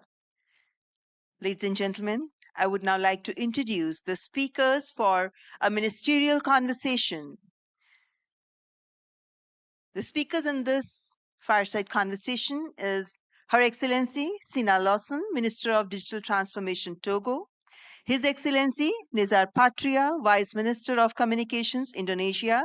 His Excellency Rafat Hindi, Minister of Communications, Egypt. Minister Lawson has made Togo one of Africa's most watched digital transformation stories, building mobile-first government services that reach citizens who were previously entirely excluded from the formal economy. Her work is a reminder that AI's greatest opportunities may lie in the global south. Mr. Patria, representing the world's fourth most populous nation and one of Southeast Asia's fastest growing digital economies. His Excellency is navigating the complex challenge of building AI policy for a country of 270 million people spread across 17,000 islands. Egypt is positioning itself as an AI hub for the Arab world and Africa, and Minister Hindi is leading that change. With a young population and growing digital infrastructure, Egypt's ambitions are both compelling and instructive for developing nations navigating the AI transition. Ladies and gentlemen, I would like to invite our speakers. Please, with a big round of applause, I would like to request you to please welcome the Minister from Togo, from Indonesia, and also from Egypt. I request our honorable dignitaries to kindly take your place on this stage, and this conversation is being moderated by Ms. Devjani Ghosh, Distinguished Fellow Niti Aayog. I request Ms. Devjani Ghosh to kindly join us.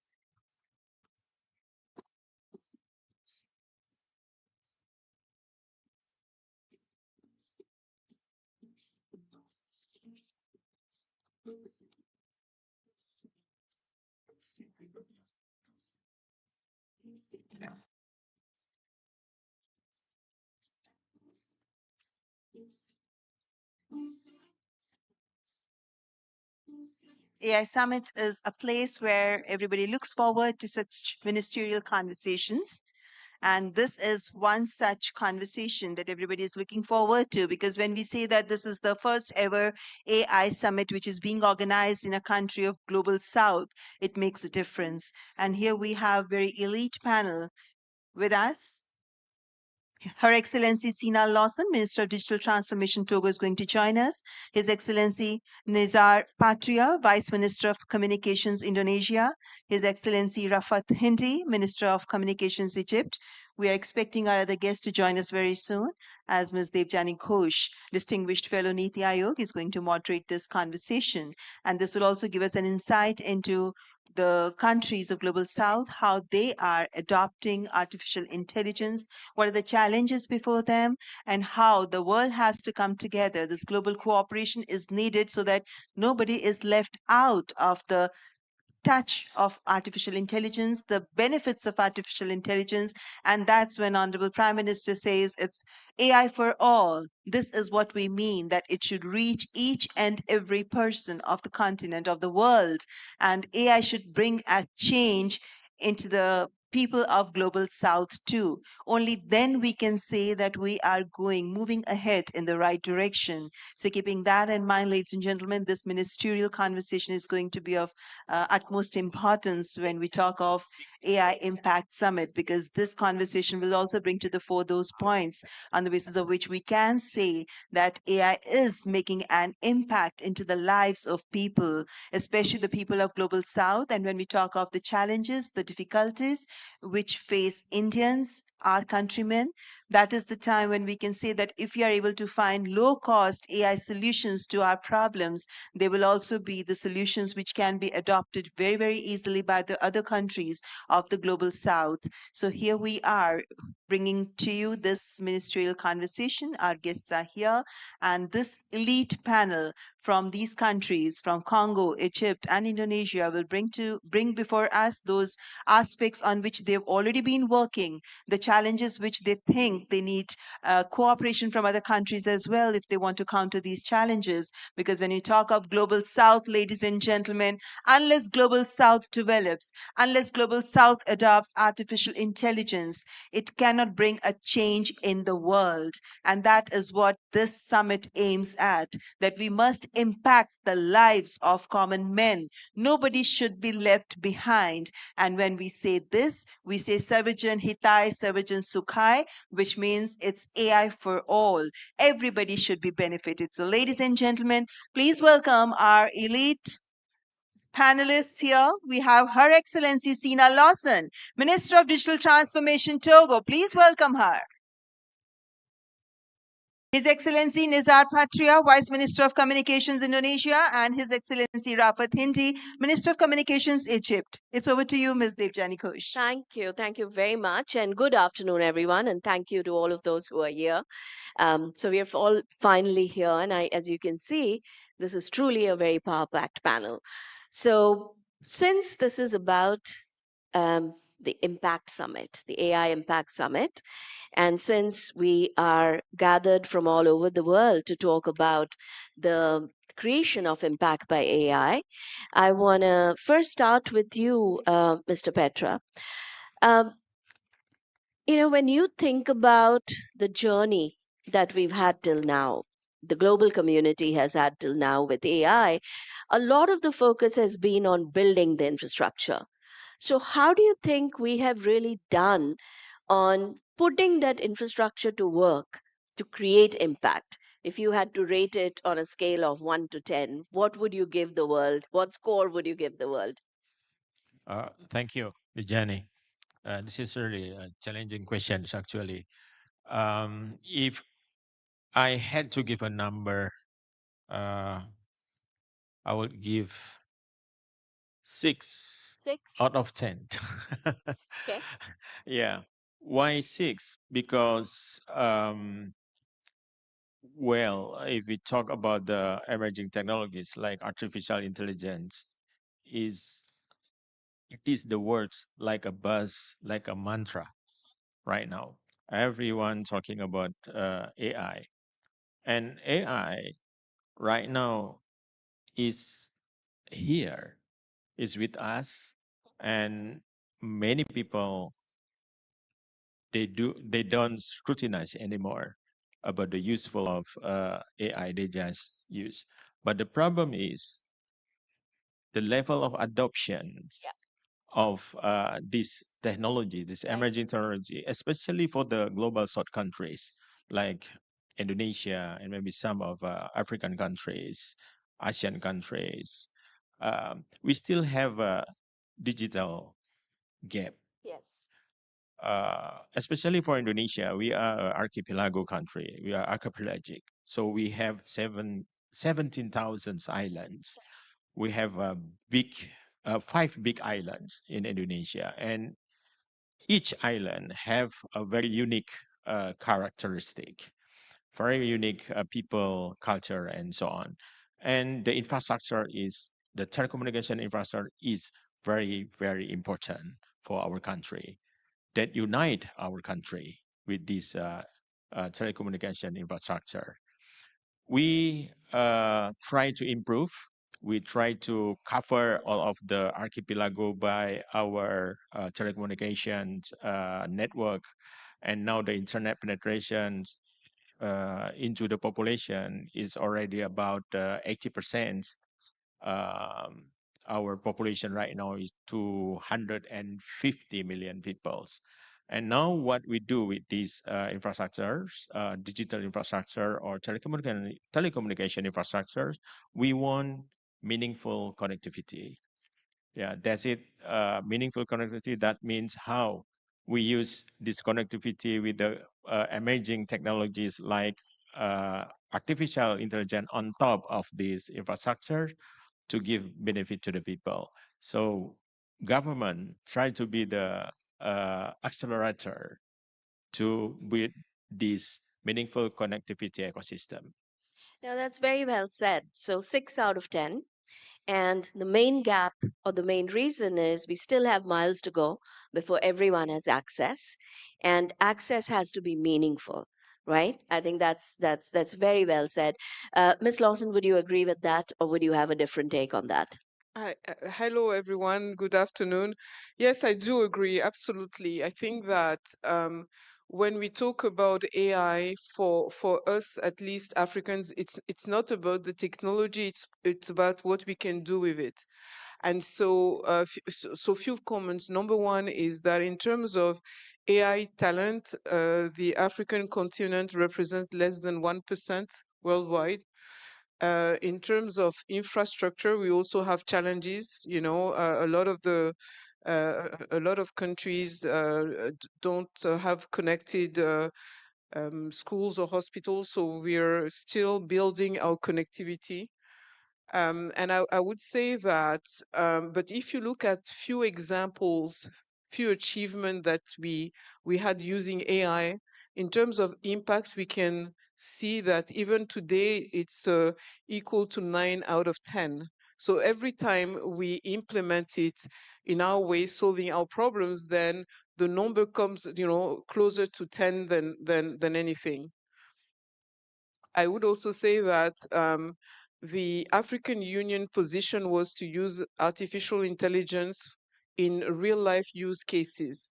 So the impact for us and the sectors, the priority sectors are government, infrastructure, and the way we function. It's health, education, agriculture. So I think that if we succeed to implement AI in those sectors, then our continent will change forever. I really like that, the fact that you brought out three very important mission critical sectors rather than saying we need to go and do everything. But I think that priority is so important. And by the way, as part of the 7 working groups that was there under the AI Summit, one of the working groups, which I had the privilege of co-chairing along with Indonesia and Netherlands, was economic impact and social development. And one of the things we decided that's needed right now to accelerate impact is the creation of AI commons that brings together best practices, know-how. So that was one of the key outcome of part of the working groups that we launched. Mr. Hendy, if I may come to you, when we talk about impact, one thing we realize is it means so many different things to so many different people. Can you give us an example of something that you believe is truly um, um, a North Star with respect to how impact has been created, right? A great example of how impact has been created. Yes, thank you. In Egypt, the most meaningful impact AI has been in expanding the access to the essential public services, such as healthcare and education, in a larger scale and at nation-wide. We are using AI tools for early detection for breast cancer and some diabetes-related conditions, and we are now launching a new tool, a powerful tool for AI powerful tool for education support to be used in high school with high school student and teacher across the country. For the first time, advanced medical screening and learning support become available for underserved community. We usually have able to do it in big city and in elite institution, but now we are able to do it with underserved community. Three things made this possible in Egypt. A government first approach that put public interest first, and sovereignty AI capability that reflect our language and our local need. Also the strong partnership happen between across the government and national AI ecosystem and the global partners. Thank you. Mr. Patria, any good example that you would like to share of impact creation in Indonesia or any other country that you think has done a really good job of it? Well, we I will share one example from Indonesia. How this artificial intelligence can help. So because we are a very diverse nation and also archipelago country, so sometimes in the public services, for instance, healthcare, we need effective and efficient technology adoption to help these healthcare sectors. So now we try to encourage our young generation that build a startup, and we try to facilitate them in what we call is a AI innovation hub. And one of the product is try to help doctors in the remote area to diagnostic the tuberculosis. The tuberculosis or TBC is coming on the stage, and it becomes very difficult for the doctors in the remote area to detect, because they have a very limited access on the modern equipment or sophisticated technology to detect these diseases. But with the artificial intelligence, so this startup try to gather all the big data from the health center in the remote areas, and then make a simple program and give it to the doctors, and combine with the X-ray machine, and they can it can help doctors to identify whether this is TBC or this is just ordinary lung problems. So I see these initiatives in the certain sectors already copied to other sectors. For the education, for the agriculture, many startups try to adopt this AI technology right now. And I can see and we can feel that the enthusiasm is really, really high. But the problem we need as a government, as a policymaker, we need to give the safeguard and to accelerate in building this healthy and fair ecosystem to boost the innovation on artificial intelligence. Fantastic. Ms. Lawson, any favorite impact story that you want to share? Yes, I have a great impact story. During the pandemic, we were able to use AI to prioritize the beneficiaries for our financial aid program. So at the height of the pandemic, we built a program to distribute cash using mobile phones, right? So the question then was, how do you prioritize beneficiaries? We started in 2020, and in 2020 we didn't know if the pandemic was going to last for a long time. So we had one certainty, which was that we needed to be super efficient in prioritizing who needed the money the most. And so we used two AI algorithms. One applied to satellite imagery. We drew the poverty map of Togo.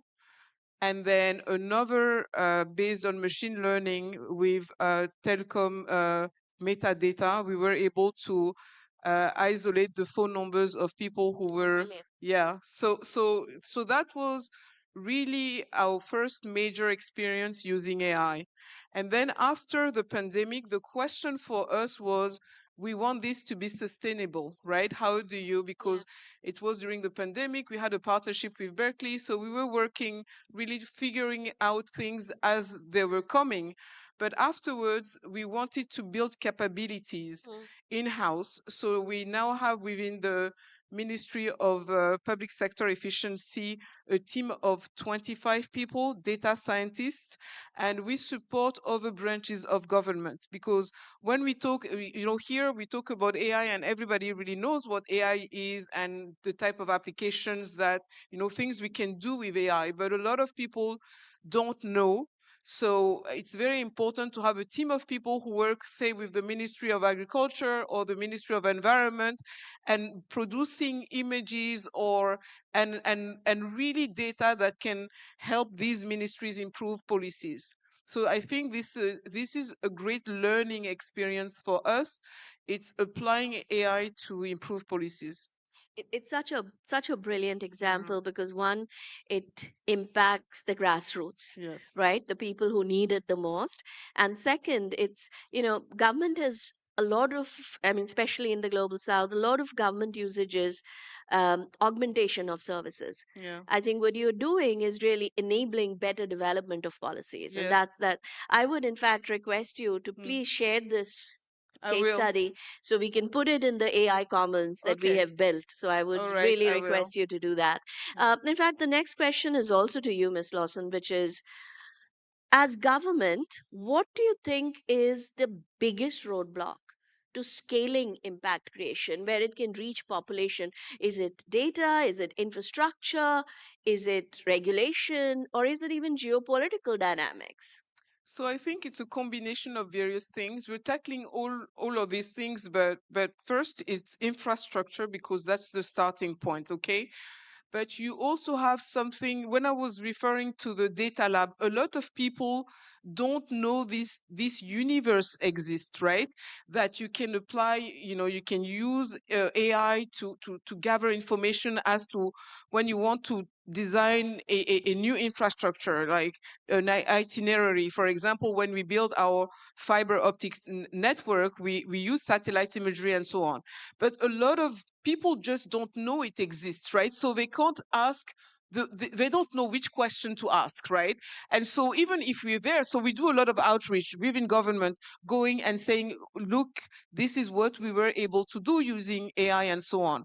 So I think that what I would call institutional capacity is a roadblock, because people just don't know. So it's a lot of training required. The other thing is, and I think it's also one thing that we've been working on is, right now AI is in French or English, right? It's not in. We have in Togo, we have 42 languages and dialects, and for AI to if we want massive AI adoption, we need to be able to provide these models in local languages. So that's one very important aspect of what we've been up to. 42 languages. Yeah. Wow. And dialects. I'm sure that yeah. Yeah. Yeah. Wow, that's So that's the challenge, but that's also the opportunity, because when you think about creating impact for AI, think of education. Imagine, and that's what I imagine. Imagine a world where every school children has an AI tutor, right. being able to explain to them math and science in local languages, in their own dialects. That's for me the power of AI, really. So beautifully said. So institutional capacity is one of the biggest roadblocks that you see. Mr. Petra, is there anything you want to add to that in terms of the biggest roadblocks to mass scale impact creation? Yeah, I agree with colleagues from Togo. I think it's the problem today for the global South countries like Indonesia, and I think some of African countries and other ASEAN countries is now we are facing the geopolitical condition that you mentioned is really a challenging Yeah. times today. Because we are facing an asymmetric conditions amongst the global south and global north, and that's one problem because the platformizations, the dominance of the platform is so important, Yes. to define or to determine the progress of the fair ecosystem in one countries. That's the first thing, and the second one, I think the infrastructure is one of the critical things that we need to pay attention. We need to improve. We need to heighten the standard of services on this infrastructure, and then regulations. I think regulation is also very important in this sense because Do we overregulate? no, we don't intend to heavily regulate these AI sectors because we try to balance protections and also innovations. That most important, I think. If you heavily regulated, so no innovations at all.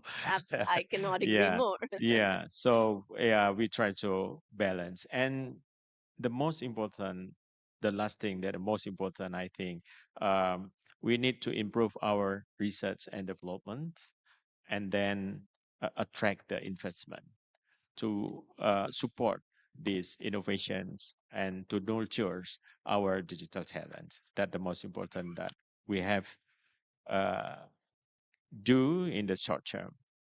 Extremely well said. And I think between the two of you have really captured it. While infrastructure is always important and you want more compute, you want to build it out. But if you don't have institutional capacity, then investment in that infrastructure will not give you the returns. And regulation needs to help innovation, needs to help scale, and R&D is absolutely critical. So I think these are brilliant points. I know our time is up. So my last question, and I would request all three of you to answer, if we look at the next 5 years, the future, how should AI success be measured? Today, we are primarily looking at how many models we are building, how big are the models. How should we be looking at AI success? What's the North Star? I'll start with you, Mr. Hendy. If I have to choose now, it would be this: the percentage of people that have access Wonderful. to high quality AI enabled services. Wonderful. Not the number of model, not the compute. The people benefits is the most important.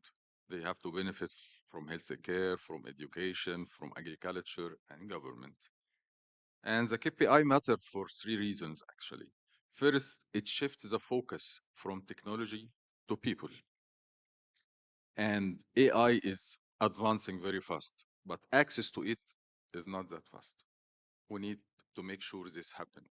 And this, what I can see for 2030, maybe for AI. Second, it exposes the global gaps, not hiding them. So gaps in compute, that gaps in infrastructure, in local language models. So this is very important.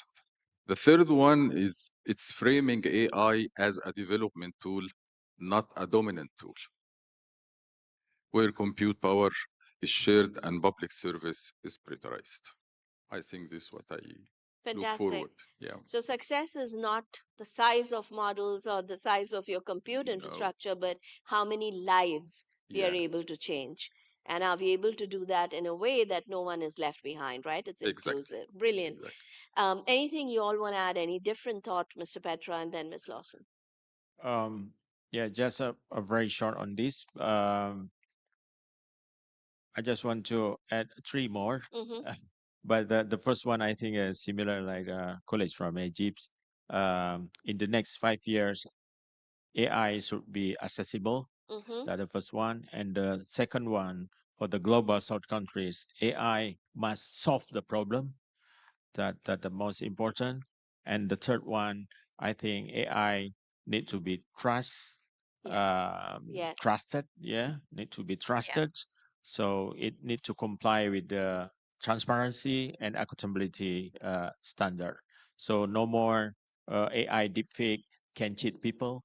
Yeah. So because people have a good awareness on this AI product, especially generative AI like AI deepfake or synthetic reality that produced by these AI machines. So I think that 3 points we can give mark whether this AI workable in the society or it's become a disaster to the society. I cannot agree more with you on all three, but I think the one that is most important is trust. Because if it's not trustworthy, it'll never be adopted, it'll never be used. So I think that is brilliant, brilliant point. Ms. Lawson, the last words to you. I would echo what has been said, and for me, success would be if 5 years from now, every Togolese is one phone call away from to access any public services, right? And so that's how I'm going to measure success for with regards to AI in Togo, because then it talks to the people, right? Because so far we've been talking about digital transformation, which was really going from paper to screen.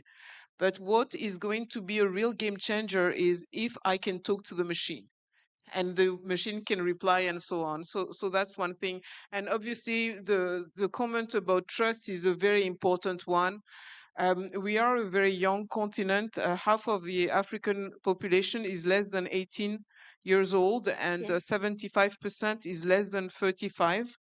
And so it's very important for us to have a trusted, AI infrastructure and so on. And so there's a lot of work that we need to do. We didn't mention to have also standards and platform for data exchange, which is going to be extremely crucial in our relationship with, the global north. So these are really important issues that we need to tackle if we want to be successful 5 years from now. I think that's very, very well put. And this was, ladies and gentlemen, and such a powerful discussion, because what's coming out of it is how despite all the differences between countries, I think governments today are thinking very similarly about artificial intelligence. Its success, again, is not about the size of your infrastructure, but about how many lives changed. And in order to scale transformation of lives, you need to ensure your technology is trustworthy. You need to ensure it's inclusive by design. You need to invest in capacity development, innovation. And it's fantastic to see everyone thinking along the same lines, because it really brings to fore the importance of collective action and collaboration. And I think that's what has come out of this summit. So with that, thank you to all three of you, and please give them a huge round of applause. Thank you.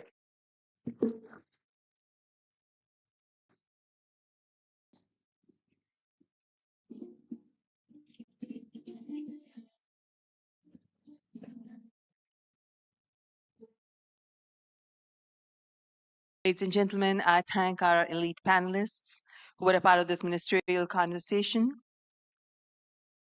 Her Excellency Ms. Togo, His Excellency Nizar Patria, His Excellency Rafat Hindi, Honorable Ministers from Togo, from Indonesia, and from Egypt. And I thank Ms. Debjani Ghosh for moderating this ministerial conversation. And now I would like to invite Mr. Lars Richer, Executive Vice President and Chief Technology Officer, NXP Semiconductors. As we all know, artificial intelligence runs on chips.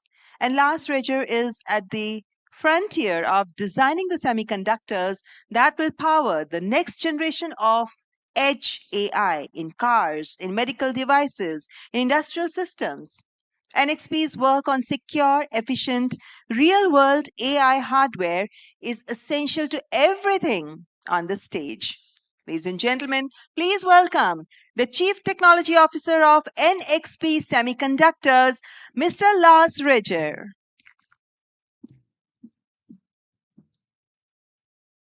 Namaste. Hello, everyone, and thanks for having me here. When we are talking about AI, at the moment, there is a lot of talk about how do we pump AI in big data centers? How are we energize these big data centers? But very honestly, there is a lot of questions. What is this AI for? What is this AI at all doing? And if I'm looking at my own lifespan, I'm coming from an analog world, was born in the 1970s. Then there was some heavy digitization in there over the last 20 years when someone stuffed a laptop into a mobile phone and we called it smartphone. So we had a data display device. We could run topics that were on demand. So on demand, I need a pizza, I need an Uber, I need to switch on the climate control in my house. And now my Macron people would say, Lars, we are entering a phase of the world that anticipates and automates. And this little world that anticipates and automates is driving megatrends around us. And these megatrends are unchanged over the last 15 years. We have demographics changes, we have infrastructure upgrades, we have supply chain constraints, we have renewable and we have energy constraints. So out of all of these drivers, what is this modern world that anticipates and automates able to do for us? Well, jumping forward maybe 20 years, how is the cocoon that I'm living in going to look like? I will have a shelter, I will have my house, and that house is totally barrier-free. That house will check about my health, my wealth, will protect me. I can enter and I can leave without touching anything. No one else can do the same, and my property is protected very seamlessly. No barriers for me, but maximum safety and security. How will be my manufacturing landscape look like? Well, most of the manual tasks are gone. I need better education, and I'm maybe the most advanced equipment operator in the world. Look at airplane pilots 70 years ago. There were guys my size, these type of muscles and arms were flying in thunderstorms, real heroes, mechanical pilots. Today we have more pilots, but they are all genders, shapes and sizes because they are operating flying intelligent robots. So when I come from Germany here to India, a pilot mechanically has to work for 30 seconds. At the end of the runway, pull up the plane, and all the rest is happening already today autonomously. And that's going to get better in the industrial world. And of course, also in the transportation world. How are cars going to look like in 20 years? Well, they are rolling cocoons, rolling robots, and these cars are rolling living rooms. You have seen this during the COVID pandemics in China, for example. A lot of people used their cars as their office extensions. Too many people in the house at home, the kids were too noisy. You go to these type of places, so you have a rolling cocoon again that is anticipating and automating what you want to do, what you want to achieve. And what does this all have in common? I mean, most of the people are asking me now, okay, Lars, nice. You are predicting that there is 50 billion of these smart connected robots out there in 10 years from now. But they have so different form factors. What does that mean? Well, simple answer. They have all the same ingredients. Each of these little robots has to sense its environment. So what's happening around me?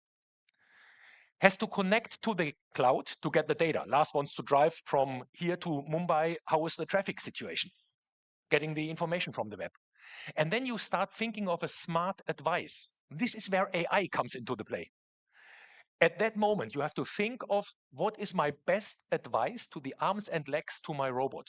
And whether these arms and legs are an automotive powertrain and a steering wheel, is a manufacturing arm, or is the wireless connection to my climate control from my smart thermostat. I don't care. Sense, think, connect, act are the ingredients for every of these 50 billion robots. Now, the only thing is that all is nothing if you cannot trust your device. Because if your fridge starts ordering 500 liters of milk for the next weekend, you go shopping alone. If your car does erratic driving, you start driving manually again. And if your thermostat sets your house on 50 degrees centigrade and your flowers are dried out and your cat is dead, you go organizing it all manually again. So, trust is the essence. And how does a nerd like me define trust? It's very simple. This is functional safety, like in automotive. Make sure that your braking system never ever fails. And make sure that your connected device, your car or whatsoever, is never ever being hacked. And then you can trust your device. You can be sure that it doesn't turn against you. So these underlying levels make sure that you are energy efficient, because otherwise you cannot be battery powered. Make sure that you are trustworthy, so safe and secure. And then make sure that you can sense, think, connect, and act. And you can build every robot in the world. And that is, of course, interesting for a semiconductor maker, because for us, volume matters in these semiconductor chips. Now, you will ask me, yeah, but Lars, we have so long already these discussions on autonomous vehicles. In 2018, the entire press community thought in 2020, my kids are going to the kindergarten without a steering wheel and without me, autonomously. That did not happen. Why? Because we have designed these robots wrong. And how do you design the robots right? Well, try to copy from nature. That normally works. And here on stage is a 90-kilo bag of water with a couple of bones, or in other words, a biological robot. And that robot has a certain architecture. That robot has different layers. That robot has a real-time system, highly functional, safe, and that is my spine. And if I stumble, the reflexes in my spine tell me already straighten your leg. In real time, highly undisturbed, very, very fast. No AI, not big AI, very deterministic system. Then I have in green my cerebellum that is working also in a highly functional, safe environment for heartbeat, stomach control, stability control. I can stand here and stand in a stable way because only the blue part is trying to find out what is the next sentence that I'm firing towards you. And green and orange are working to manage the infrastructure in a functional, safe way that is standing here in front of you. So why don't we copy these approaches into vehicles, into cars, into houses, into planes again? Well, the simple architectural constraints and building blocks that we need, and we need to scale. But how big does the AI really have to be? So that AI in these systems can be comparatively tiny.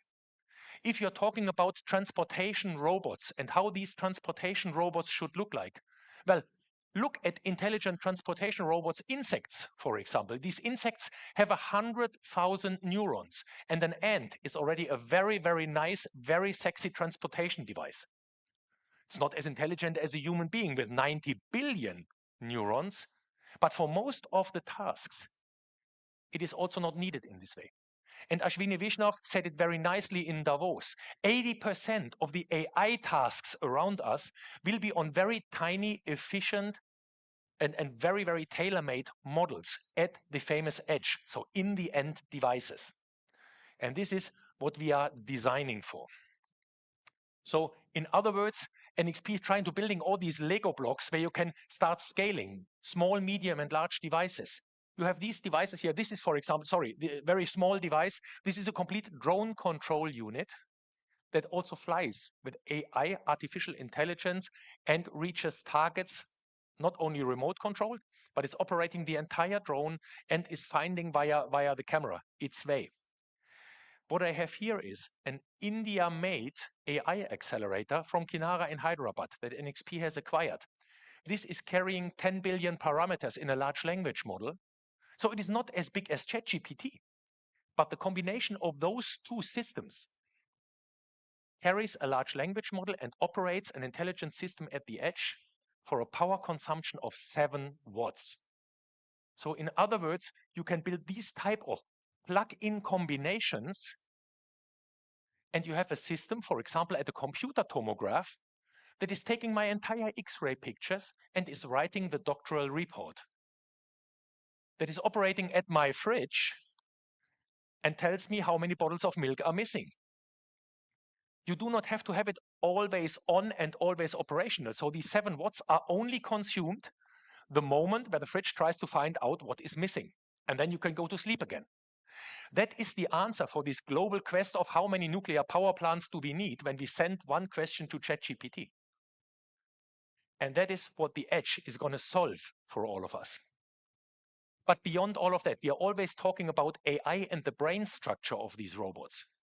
Most of the cars that have created fatalities in the last 10 years, these autonomous vehicles, didn't create these fatalities on the roads because they had a bug in the brain structure. They created these issues because they were more short-sighted than I. So wouldn't it be great to have these robots with superhero senses? Wouldn't it be great if these robots out there have telepathic capabilities? I do not need to touch anything, but the stuff around me is arranging, like Dumbledore. One move of the magic wand, everything is arranged. Wouldn't it be great to know what is ahead of your line of sight, like Yoda, telepathy? Wouldn't it be great to have X-ray vision like Superman? You look in rain, in snow, and in fog, what is around you? Wouldn't it be great for the very old ones amongst us to be like in Hitchhiker's Guide Through Galaxy? You have one bubblefish that you plug into your ear and you understand the entire universe, every language that is spoken. A German can understand Hindi without a big barrier in between. And wouldn't it be great if our robots would have better ears than Daredevil or an owl in real life and would be able to hear what is being spoken out there in the outer ranks? If we would have that, then the driving robot that replaces Lars is way better than Lars the driver himself. But I am the entry ticket for driving 250 kilometers an hour on the left lane of a German highway with my car. Now, you think we cannot have that for our robots next to this little bit of AI that we need? Well, let me tell you, we have it already. We have ultra-wideband technology that is opening gates and car keys from my watch to everything around me. I have car-to-car communication over more than 1 mile of distance in 3 milliseconds. I can immediately tell the device there is an ambulance rushing into the crossroads, switch the traffic lights to green for that ambulance and to red for me. Telepathy. We have radar systems over 300 meters that see 2 persons sitting like you next to each other, and we can detect them in rain, in snow, and in fog. We have meta standards. So the English for smart connected devices, where is a common language in place and all devices are talking to each other. The home gateway is talking to the window blinders, is talking to the solar cell management. This is the entry tickets for this democratization of AI functionality and for the entrance of these tiny devices here with a little bit of AI, a lot of functional, safe and secure architectures to building the right devices. And what we have done with a little bit of AI and a couple of microphones in cars, we can take with the in-car microphones the sound in a way that we hear a bicycle bell behind the cars, and we can easily detect whether there is vulnerable road users, for example, behind the cars. You can do this in any other settings as well, but automotive is there a very nice one. So in other words, where are we at the moment when I'm talking to my fellow nerds and the semiconductor researchers? It is not about AI alone. It is how you can build systems that you absolutely can trust. How can you go low power? And then the key question, how big does the brain has to be? And the answer is somewhere between 100,000 and 100 billion neurons. Beyond all of that, there is very, very interesting questions that we have to solve. And where India is deeply with the Europeans in research and in the activities, how do we make the wiring harnesses lighter? How do we battery operate all of that? How we are sensing in the right way? How do we think? So all of these separate topics, and to not make it too nerdy and too complex, all of these silicons here are driving then these form factors. A lot of people are only talking about humanoids. And sorry to say, humanoids are the tiny fraction of robots. Because why should a robot look like a human being? I mean, that only makes sense in a very human environment, climbing stairs or whatsoever. Otherwise, you have robots that looking like ultrasonic devices, that are looking like infant monitor devices on the neonatology stations in hospitals. There is no need to look like me. But all of this, we are equipping already with silicon in the 100,000s today, and the ingredients are always the same. And just to get this pitch here down on the runway, to say it in the drone language, what do you need to do? What do we need to work on? What does the industry do at the moment? Well, in a very simple way, we are working on safe and secure architectures that are ultra low power, ultra energy efficient.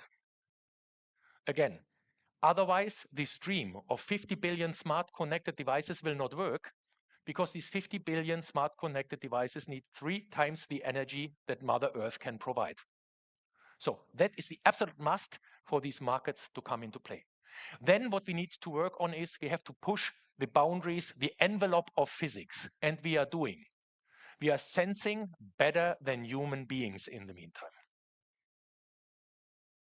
Then what we need to do is just a simple game that semiconductors have done since 50 years now. We need to scale in the right way.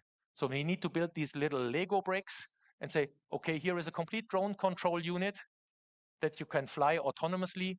You want to fly with large language models and very, very smart AI slalom between the trees.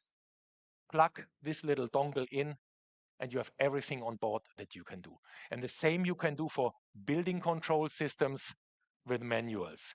You can do this for any form factor that you like. And that is what we are doing at the moment, while the AI models are getting much, much more efficient, smaller, and we carry them here.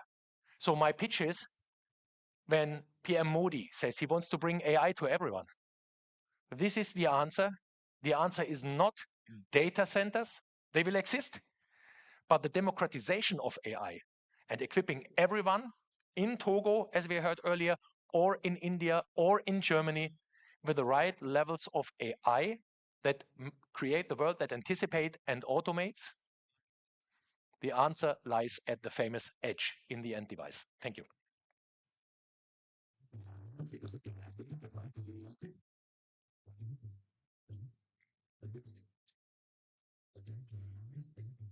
Thank you, Mr. Lasrager, for sharing your deep insights into the various aspects related to the semiconductors and artificial intelligence.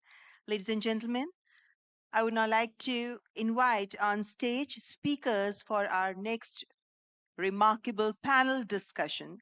I would like to invite our esteemed speakers, Her Excellency Paula Bogante Zamora, Minister of Science and Technology, Costa Rica, His Excellency Omar Al Olama, Minister of State for AI, United Arab Emirates, Mr. Sriram Krishnan, Senior Policy Advisor for AI, White House.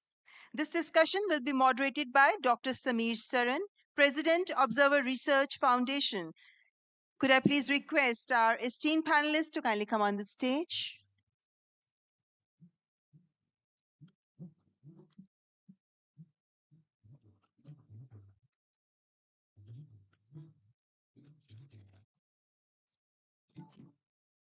Good afternoon. We have 20 minutes and we have a fantastic panel here, so I'm going to dive straight into the conversations.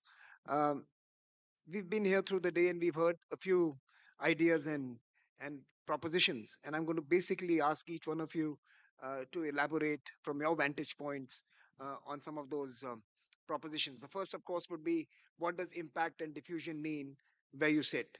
The opportunity and the challenges of AI are, of course, different and differentially experienced. So from your vantage point, what does impact mean from your national perspective and a global perspective? And of course, the diffusion opportunity, and maybe I can start with Sriram, the diffusion opportunity that we are sitting on today. Thank you for having me. It's such an honor to be here I want to congratulate Prime Minister Modi and everyone for just having this fantastic event, and it's been such a privilege to be here these last few days. I know we have 20 minutes. I'll keep this very short. With the Trump administration, when we got into office about 13 months ago, we decided President Trump immediately chartered us with coming up with an AI action plan. And it came from a sense of positivity and optimism when it comes to AI. And in July last year, we set three priorities for what we believe America should follow. One, we want to build infrastructure. So President Trump has done a lot of work on making sure we can build data centers. We're making sure that we build grid capacity, making sure that we can build infrastructure while at the same time without having regular Americans see their power and energy bills go up. So that's infrastructure. There's a lot more there, but in the interest of time, I'll just keep going. Number two is innovation. At the heart of AI are amazing entrepreneurs and builders, a lot of whom you saw on stage here this morning. And we want to be sure that they can continue building these amazing models and applications and chips and everything else they do. So we've been doing a lot of work there. And I think most essentially, we've been trying to make sure they're not encumbered by red tape and bureaucracy. So President Trump signed an executive order in December, which tries to stop onerous legislation from getting in the way of innovation. And third is we want to share this technology with our allies and the rest of the world, whether it is our advanced chips from NVIDIA or AMD or Google, or whether it be the models and applications on top. We want to share our technology with our partners all over the world. And we've been spending a lot of time on that. So those are the three things that we have been focused on. Great. Minister Alulama, let me turn to you. Again, a powerhouse in the region, powerhouse globally now. AI, a big feature of your government, a big priority in the bilateral as well between UAE and India. How do you see the opportunity, Minister, in terms of both the ability to empower your own people, but also and region, but also others around the world, the role UAE can play here? Thank you very much. And I must say that it's very impressive to see India convene the world on such an important subject like artificial intelligence. And also hearing His Excellency Prime Minister Modi this morning emphasized how India wants to not just be a champion for the global south, but the champion for transparent AI, the champion for open source systems. And that is reassuring, especially in a world where we have haves and have-nots. And if I'm going to reflect that on the UAE, we are a country that is blessed to be part of the haves, right? We are a country that has infrastructure, that is able to build artificial intelligence, and that is able to diffuse it across society. So if you look at Microsoft's AI diffusion report, the UAE ranks first globally. Locally in the UAE, the main focus is AI for quality of life improvement. If you look at it, some countries are looking for economic gains, others are looking for political advantages. We are looking for quality of life improvement because we believe that this will translate into every other domain in the future. If you look at externally, we were at a certain point of time in our history have nots. So we were a country that wasn't as rich as it was pre-oil.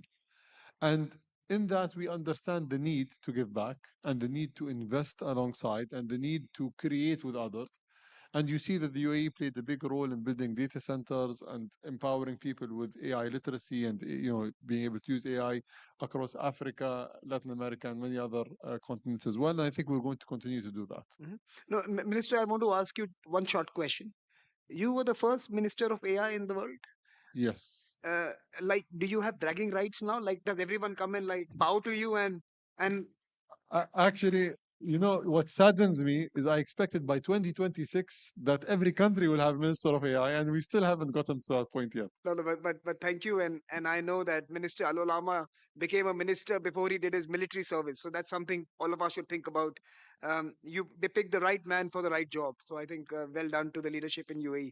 Minister Zamora, another small country, another beautiful country, again another country that could really transform itself using the power of AI, and of course there are headwinds that you need to encounter. So from your vantage point, how do you assess this opportunity, this challenge, perhaps this transformative engine? So the one thing is that we need to talk about and have clear for everyone to understand is that the reality from countries that have, like Your Excellency was saying, is way different from the ones that have not, right, or don't have. I come from a small country, 5.2 million people, which is laughable from India standards. Small economy, one of the smallest countries in Latin America. And we have done a lot of things better than other Latin American countries. The truth of the matter is, depending on who do you compare, we're way lower than we have much more to improve than what we thought we had to do. AI has, one of the things that AI is bringing up to our attention is we have to do a diagnosis as to where do you stand on the road of improvement, economy improvement. And you have to face reality in the sense of this is where you need to focus on. And that's what AI is bringing up to our attention. So, and this is a homework that every country must be doing. What needs to happen next is the countries that are way ahead of the others, they need to look at us and say, how do we help you with the AI implementation? And by the way, what do I mean by that? 70% of 190 plus countries have implemented 5G. You cannot think of AI without 5G. So what are we doing to help the countries that are still launching or have 4G within their telecom networks? Right. What are they doing? How can we help them? When we started working on an AI strategy, 4 countries out of 33 Latin American, Caribbean countries had an AI strategy. 4 out of 33. So what did we do? We spoke with the OECD. We're working on an AI toolkit to help every country understand where do they stand. So again, what is AI doing to us is bringing to our attention, where do you stand in the AI race and what do you need to do to keep improving? But we're not going to be able to get to the ideal point unless the countries that are ahead of us look down and say, this is where we should be helping. More than just bringing AI solutions is how do you build the base to then start implementing AI solutions? You raise a very important point. How is global cooperation going to play out in this domain? How are partnerships going to serve humanity? I think that's one of the key uh, principal conversations we want at this forum, right? So let me ask you, let me start the second round with you on what is the kind of multilateralism that is likely to emerge and how can countries with 5 million population, but by the way, let me just tell you, Minister, between India and Costa Rica together, we are 1.5 billion people. So don't worry, it's big numbers. So we will negotiate together. Now, my question to you is, what kind of multilateralism is going to work for countries such as yourselves? Is it going to be through a regional grouping basis? Is it going to be through like-minded countries? How is the multilateral arrangement of the future going to look like? I think a little bit of both. You said India and Costa Rica. Let's talk about Latin America and the Caribbean. If we combine all 33 countries, we're talking 650 million people. Then the number sounds attractive, right? So I do think that we need to like-minded countries get together within regions and start negotiating or deciding what the path is going to be. And we can do it with countries from other regions, say Asia and Costa Rica, or Africa and Latin America, not Costa Rica. The truth of the matter is we're sharing some common problems, some countries, small economies, for example. What do we need to do to make sure that we keep moving forward and we call the attention on the countries that are in the upper floors, let's say? To catch their attention, right? Minister Alolama, you've been in this forever. So tell me, how is the World Government Summit and the big events that you host? How do you think partnerships are going to emerge in this particular technology domain, in this highly polarized world? People are being forced to choose.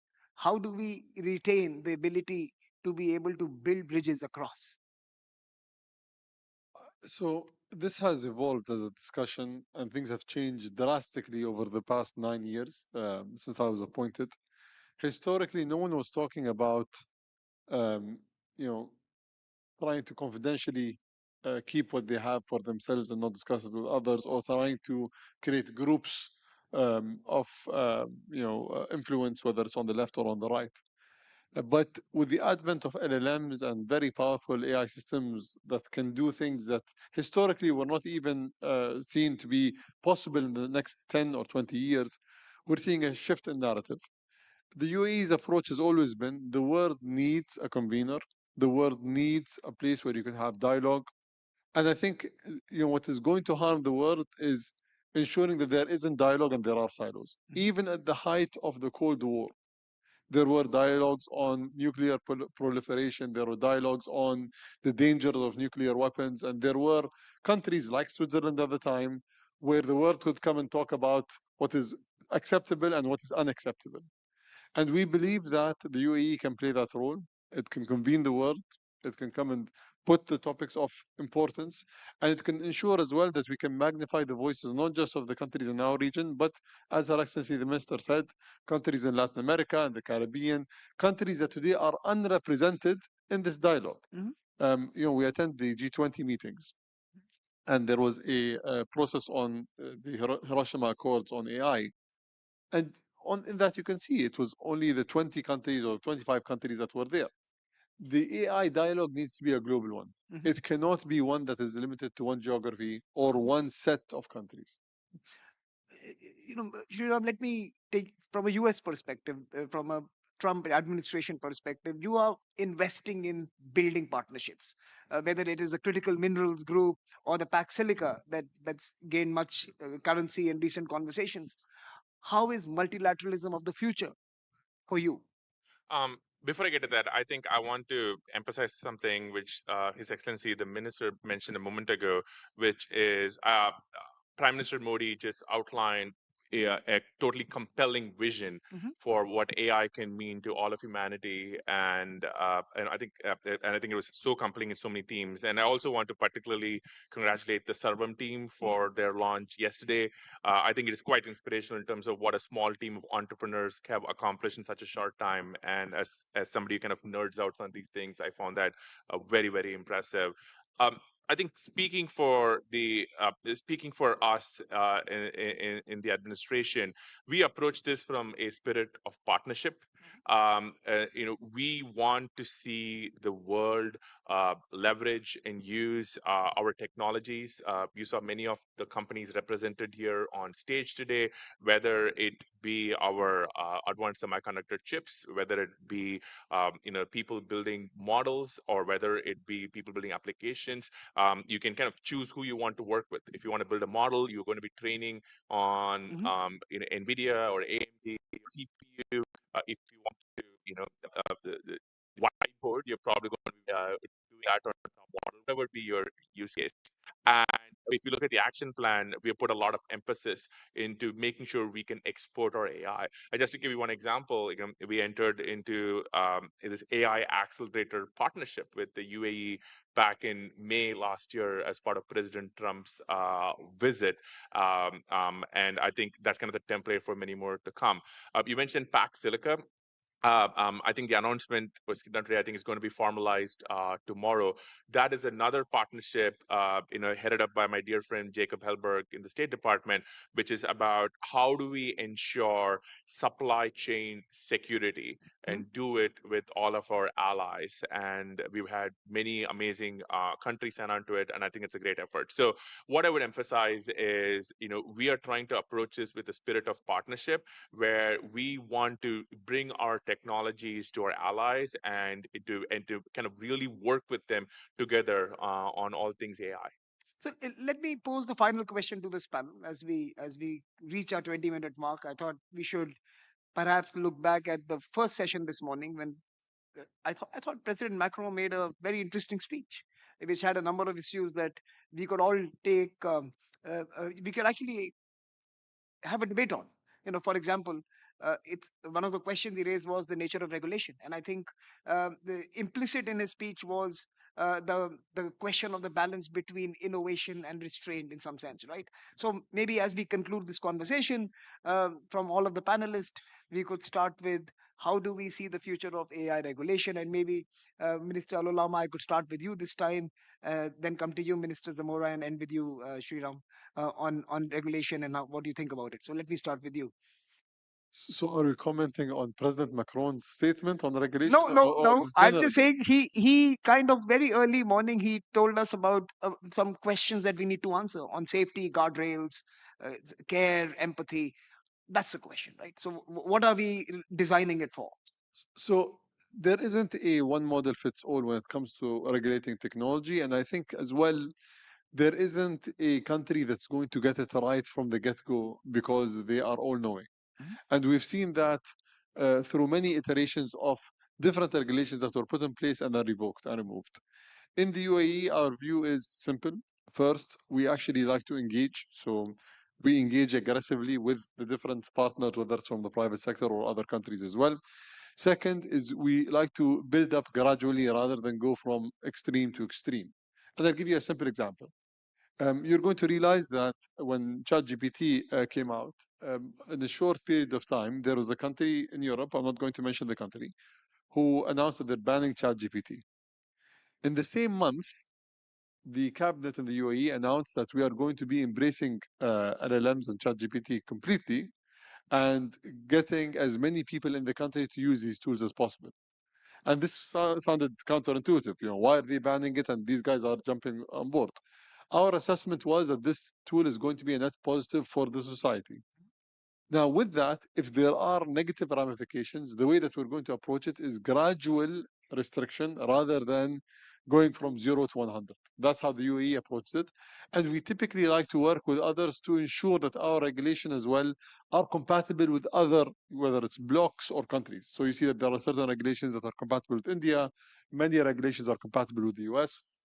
And maybe Her Excellency the Minister will say this, for countries of our size, we can't bully large companies. And I don't think we can afford, and it's true, we can't afford to swing left and right on the pendulum just because we're trying to threaten them.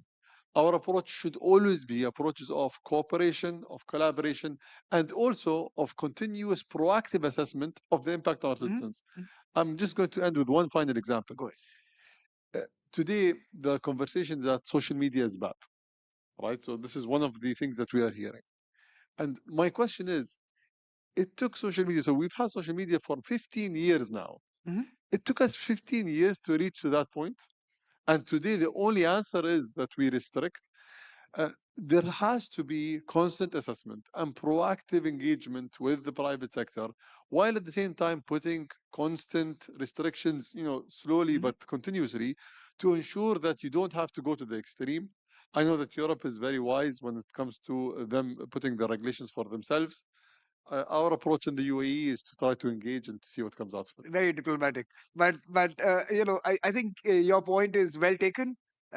Regulation is an art form and not necessarily the exercise of a hammersmith a policy option for the government. So it's very well taken. Minister Zamora, your view. So regulation, the way I see it is depends on the view of the beholder.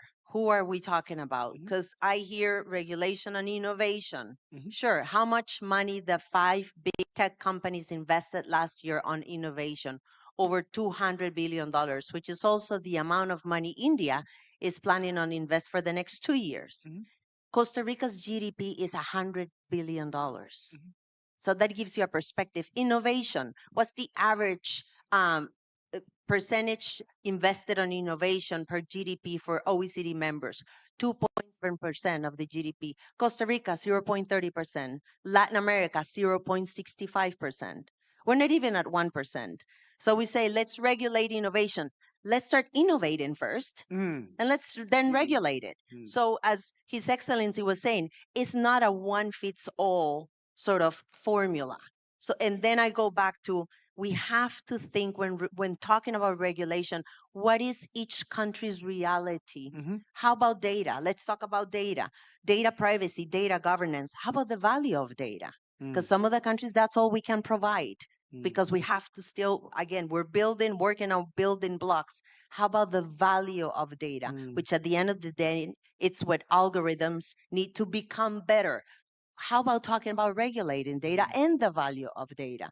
Those are things, again, it depends on the perspective of each country and what is it that what value can we provide, can we put on the table? And let's discuss that, because we can talk about ethics, we can talk about governance, we can talk about the goal of AI, which should always be the improving of humans' lives. But what is the reality of each country nowadays when thinking about data? of AI. Sriram, let me turn to you for the final word. The Prime Minister this morning, Indian Prime Minister this morning, said very eloquently that AI is India's destiny. And in some sense, uh, that would define the governance approach for the opportunity that it offers us, right? So now, in that backdrop, in the American tradition of building entrepreneurial value, where do you tilt on this debate? Well, I think uh, I think for us, we always sort of seen AI through a lens of optimism and positivity in terms of what it can do for American citizens and the world at large. When it comes to regulation, there are some things which we absolutely do care about. We care about protecting children. We care about protecting IP rights. We care about making sure that AI doesn't have censorship or doesn't have ideological biases embedded of any kind. But having said that, what we are trying to battle right now with this executive order is we don't want a patchwork of regulation. We are still very, very early when it comes to AI, and we don't want to hinder innovation by having bureaucratic red tape or having in America 50 different states with 50 different rules that entrepreneurs have to deal with before they launch something. So that's been our approach. So it's more about coherence and predictability and certainty that allows innovation. Yes, we need clarity in regulation so that entrepreneurs can do what they do best. I think this has been a fantastic conversation, 20 minutes of pure content. So thank you very much to all three of you for coming to India, for sharing your wisdom with us. And of course, best of luck for your AI journeys. And hopefully our paths will intersect and we will build a prosperous future together. Thank you very much. Please join me in applauding this panel. Thank you.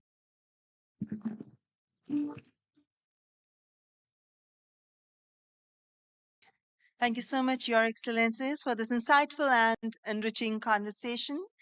I thank Her Excellency Paula Pogante Zamora, His Excellency Omar Al Olama, Mr. Sriram Krishnan, and also Dr. Samir Saran for moderating this conversation. Ladies and gentlemen, we are honored to have the Right Honorable Rishi Sunak with us. Former Prime Minister of the United Kingdom, Mr. Rishi Sunak. He was the force behind hosting the landmark AI Safety Summit at Bletchley Park, the point where the international conversation on AI safety truly began. He understands, perhaps better than almost anyone, how technology intersects with geopolitics, with democratic institutions, and with the everyday lives of citizens. And of course, we are honored to have you here with us, sir. May I please invite former Prime Minister Rishi Sunak on the stage to share his views on the summit. Please welcome with applause the Right Honorable Rishi Sunak.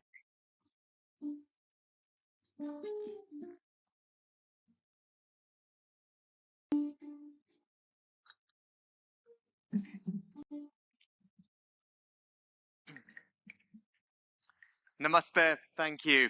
It's such a privilege and indeed a pleasure to be with you today. Now, as we've been hearing all week in Delhi, artificial intelligence can do many things, but it will never replicate that sense of wonder that you feel seeing the Red Fort. The pleasure that you get from biting into a sweet laddu, or if I can say this here in Delhi, the joy you get from watching RCB's Smriti Mandana hit the perfect drive.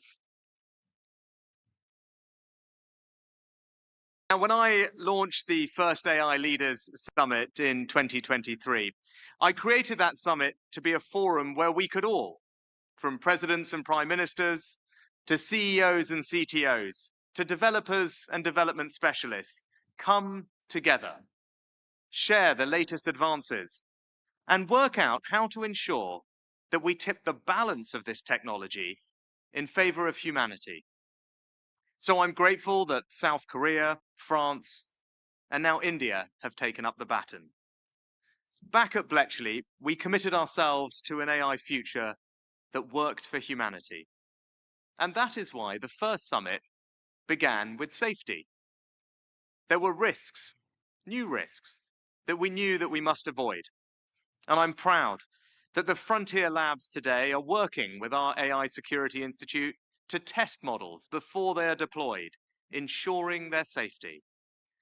But I also knew that AI progress and AI safety went hand in hand. It is by showing the world that this technology is safe that we will be able to fully reap the benefits of it. And the public sector is where trust in AI will really be won or lost.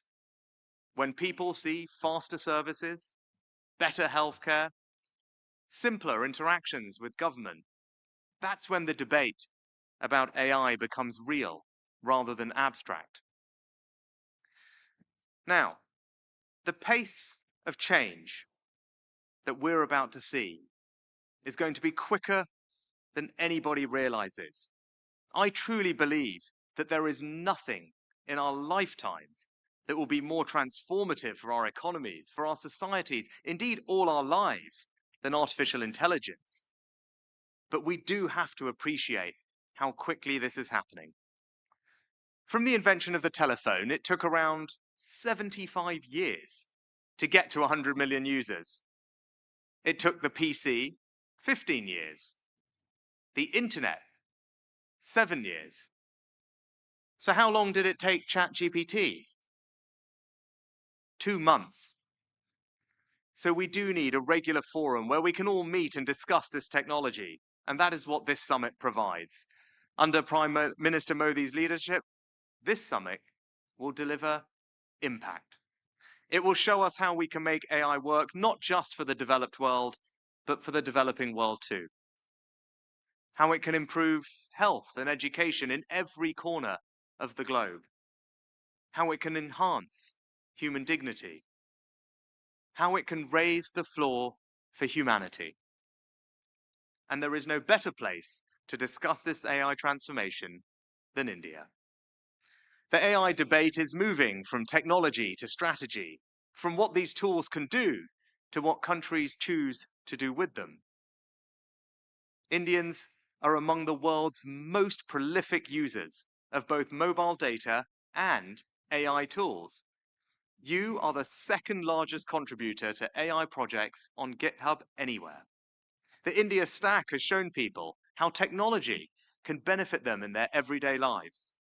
This digital public infrastructure, Aadhaar, UPI, and now Ayushman Bharat health accounts provide universal digitally verified foundations on which AI applications can now reach 1.4 billion people. The energy that I've seen this week, the young people that I've spoken to, are testament to the vibrant startup ecosystem here in India, which has produced over 125 unicorns, with new fantastic businesses like Sarvam AI leading the way. A remarkable culture of frugal innovation is why India could send Chandrayaan to the moon for less than the cost of making the movie Interstellar. And no country will realize the benefits of AI if its citizens are fearful of it. Because people don't adopt a technology that they are scared of. Again, India has huge advantages here. At a time of mounting AI pessimism in the West, this nation stands out for the fact that almost 9 out of 10 Indians are optimistic about AI. And all of this is why, in the latest Stanford University ranking of global AI powers, India has overtaken the UK into the medal places. Although I should say, England remain just ahead in the ICC test rankings. Now, the sprint to be the first company, and indeed the first country to achieve AGI, dominates our headlines.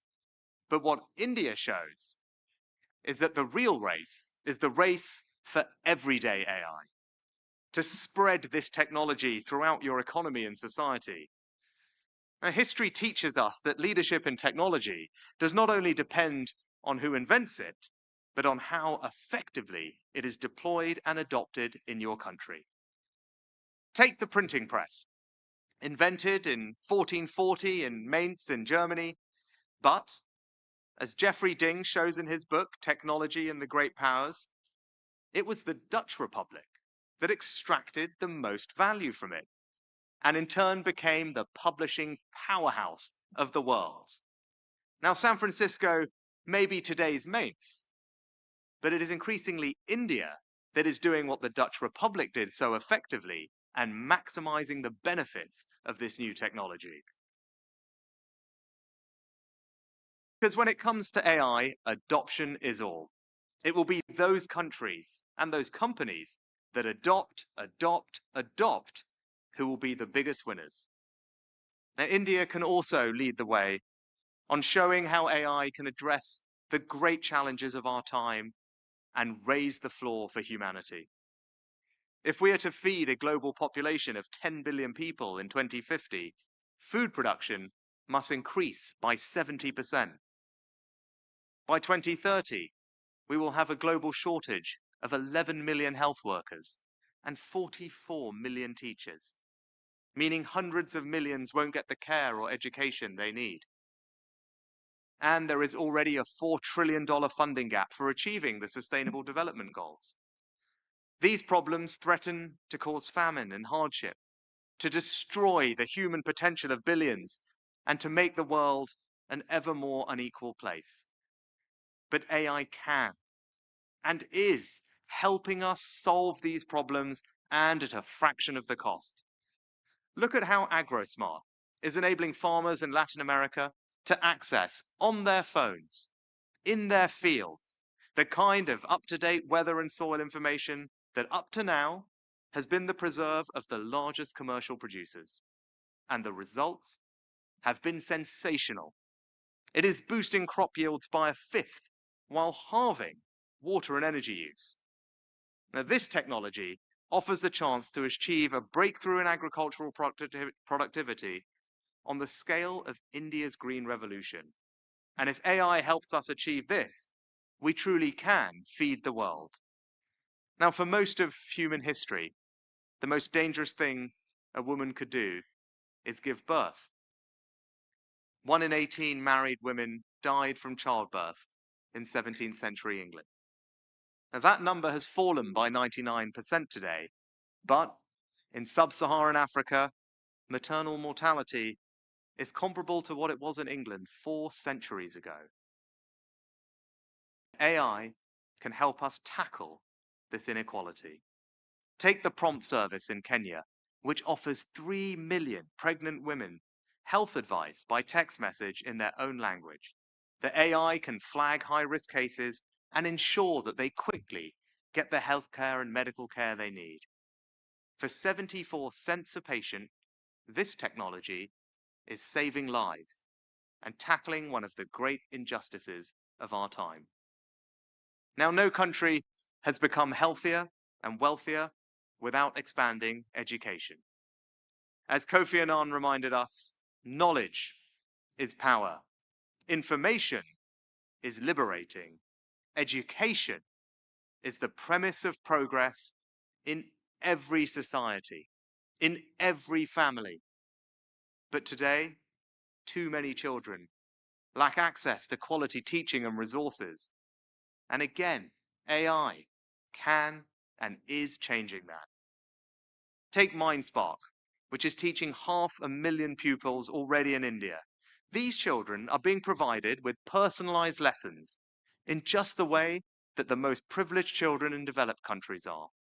And for just a few dollars a month, their rate of learning has doubled. The genius of this technology is that it doesn't require super fast broadband and a fancy laptop, but just a simple tablet with preloaded content that draws on 20 years of research and 5 billion student interactions. Think of the dreams that are being sparked by this, the human potential that will no longer be wasted. So, in conclusion, today, we can see the Bletchley vision of an AI that favors humanity becoming a reality. We're seizing the opportunities of the greatest breakthrough of our time while giving our citizens the peace of mind that we will keep them safe. AI will deliver huge economic gains. It will have twice the impact of the Industrial Revolution in just half the time. But what we are seeing here at this summit is how AI will raise the floor for humanity. Rural clinics will soon be able to offer the same level of medical expertise as big teaching hospitals. As the son of a doctor and as the parent of 2 girls blessed with the best medical care the world can provide, as the grandson of someone born in rural Tanzania, I know what a difference this will make. It will lead to an improvement in human health and happiness that we have not seen before. Farmers on their small holdings will be able to call on the combined expertise of the world's best agronomists and soil scientists. In the greatest step forward ever for equality of opportunity, every child will now have access to a personalized tutor. It won't matter if you're born in the Lutyens bungalow zone or in Ali Rajpur, you will, thanks to this technology, have the same educational opportunities. It will be the greatest democratization of knowledge ever. Friends, this is the new world that we are entering. Never before in human history will so many people receive a boost to their quality of life. That will be this technology's greatest achievement.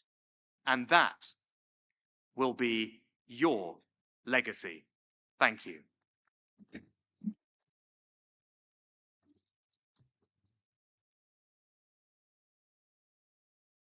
Thank you so much, sir. Your reflections on artificial intelligence and its use in overcoming the global challenges has really elevated this summit. Thank you so much. We are deeply grateful for your valuable contribution. Ladies and gentlemen, I would like to now invite Mr. Bejul Somaiya, Managing Director, Lightspeed Venture Partners, one of the most respected technology investors in Asia. Mr. Somaiya has backed some of India's most consequential startups from the earliest stages. His view of where AI investment is going and which bets are likely to pay off is one of the most grounded in the room. Please welcome the Managing Director of Lightspeed Venture Partners, Mr. Bejul Somaiya.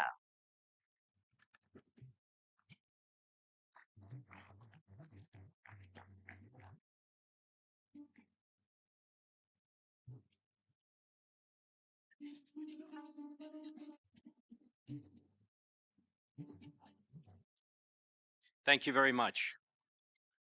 For the founders in the audience and live streaming, I want to take you back to 2008. If you were involved with the innovation economy in India at that time, you were living in a strange kind of tension. On one hand, there was a sense of inevitability around the arrival of the internet and the creation of the digital economy in India. On the other hand, if you focus solely on what was happening in that moment, there was very little evidence that we could all point to. Internet penetration was in the low single digits.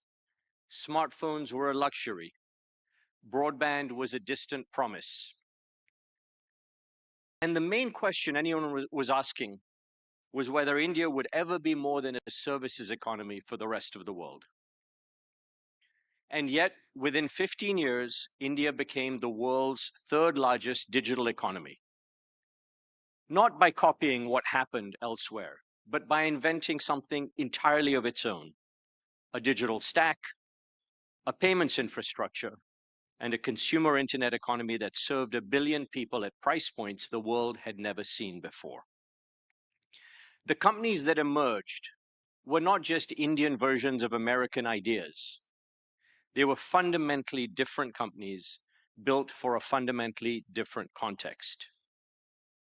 At Lightspeed, we think about that moment often because we are sitting inside a very similar moment right now, except that the technology is AI, not the internet. The window of opportunity is shorter, and the stakes are much higher. So let me ask you all a question. In 2008, if you had known with certainty that the internet was coming to India, not if, but when, what would you have done differently? What companies would you have started? what investments would you have made? Because here is what I believe with real conviction. The arrival of AI in India is not a question of if, it is a question of how and how fast. One of the most important mental shifts in the innovation economy, and it took me many years to fully understand this, is that what matters is not where you are, but how fast you are moving. Scale is a snapshot, but the slope or the trajectory is the story. When people talk about India and AI today, the conversation often gravitates towards infrastructure gaps, compute access, data quality, language diversity. These are real challenges, but they are the current state, not the destiny. And in technology, the current state is almost always a misleading guide to the future. India's slope right now is incredibly exciting. The pace of AI adoption among developers, the sophistication of the startup ecosystem, the depth of engineering talent, the hunger to solve hard problems, these are indicators of the trajectory that lies ahead. And trajectory, not position, is what creates value in the innovation economy. Now, two areas where AI has the greatest potential to be transformative for India, and you just heard this from the former Prime Minister, are healthcare and education. World-class healthcare requires specialists who are available, reachable, and affordable, requires follow-up, monitoring, personalization. In most of the world, and certainly in most of India, these things are rationed by geography and by income. The quality of healthcare you receive is a function of where you were born and what you can afford. AI will break that equation, not by replacing doctors, but by making the intelligence of the best diagnosticians in the world accessible to a primary care provider in a third-tier city. By making a first-level triage conversation available to anyone with a smartphone. By turning the enormous volume of health data generated across India into insights that improve outcomes at population scale. The opportunity is not just to digitize an existing system. It is to reimagine what healthcare delivery looks like when intelligence is abundant and geography is irrelevant. Education is the same story. For decades, the highest quality education in India has been rationed by examination performance and proximity. For every student who made it through, there were thousands who didn't, not because they lacked potential, but because they lacked access. A truly intelligent tutoring system has never existed at scale anywhere in the world. Building it for India, in India's languages, for India's learners, is one of the most important things our current generation of entrepreneurs could do. And it is now within reach in a way that has never been possible before. The impact of getting these two things right is not just economic, it is civilizational. A country where every child has access to a genuinely excellent education and every person has access to the best personalized healthcare. That is a different country and a different India than the one that exists today. There is an absolutely profound change underway, the impact of which deserves more attention than it currently receives. And that change is that the cost of intelligence has collapsed. It hasn't declined, it has collapsed. The cost of running sophisticated AI inference has dropped by orders of magnitude, and it continues to drop. What cost hundreds of dollars per query 2 years ago costs fractions of a cent today. And the models are getting dramatically more capable, not less. Why does this matter for India specifically? Because price has always been the friction point in this country. Every technology wave that came before, smartphones, broadband, software, had to solve the affordability problem to unlock the India market. Sometimes it took a decade. Sometimes it required entirely new business models. Sometimes, like in healthcare and education, it led to haves and have-nots. AI is different. The underlying cost structure is compressing so rapidly that the question of whether AI will be affordable for Indian consumers and Indian businesses has already been answered. The question is not whether the economics can work. The question is simply who will be fast enough to build the right applications before this window closes. For the first time in the history of technology, a person in a village in Rajasthan with a smartphone will have access to the same underlying intelligence as a knowledge worker in Manhattan. Not an inferior version, not a stripped-down version. The same intelligence delivered through applications built for their context, in their language, at a price point they can afford. That is not a small thing. That is a compression of centuries of knowledge inequality into a very short window of time. And there is a deeper implication of this cost compression that we have not yet fully appreciated, one that is specific to India in a way that is different than most other countries. And that is that we have historically operated with a scarcity mindset. For good reason. Scarcity was our lived reality. Scarcity of capital, scarcity of infrastructure, scarcity of opportunity. But perhaps the deepest and most consequential scarcity of all was the scarcity of talent. Talent is the raw material of innovation. It is the thing that you cannot substitute or work around. You can raise more capital, you can build more infrastructure, but you cannot conjure on demand a great engineer, a great product thinker, or a great operator. And in India, the talent pool, while deep in absolute terms, has always felt insufficient relative to the scale of our ambition. The best people were oversubscribed. The gap between what founders wanted to build and what they had the human capital to execute has been a constant constraint. How many companies have been slowed or never started because a founder could not find the right 10 people? This is the constraint that AI is dissolving. When intelligence becomes abundant, when a founding team of 5 can do the work that previously required 50, when every developer has a sophisticated coworker available at all times, when customer support and legal analysis and financial modeling and content creation can be augmented dramatically, the talent bottleneck changes in character. It doesn't disappear. Judgment, creativity, domain expertise, leadership, these remain scarce and human. But the leverage available to every unit of talent expands enormously. A first-time founder in Bangalore or Hyderabad or Pune, building with AI tools available today, has access to a level of organizational leverage that a well-funded startup in Silicon Valley didn't have just 3 years ago. The playing field is meaningfully more level than it has ever been. Now, this mindset shift is not trivial. Scarcity thinking is deeply ingrained in how we hire, how we plan, how we measure organizational capacity.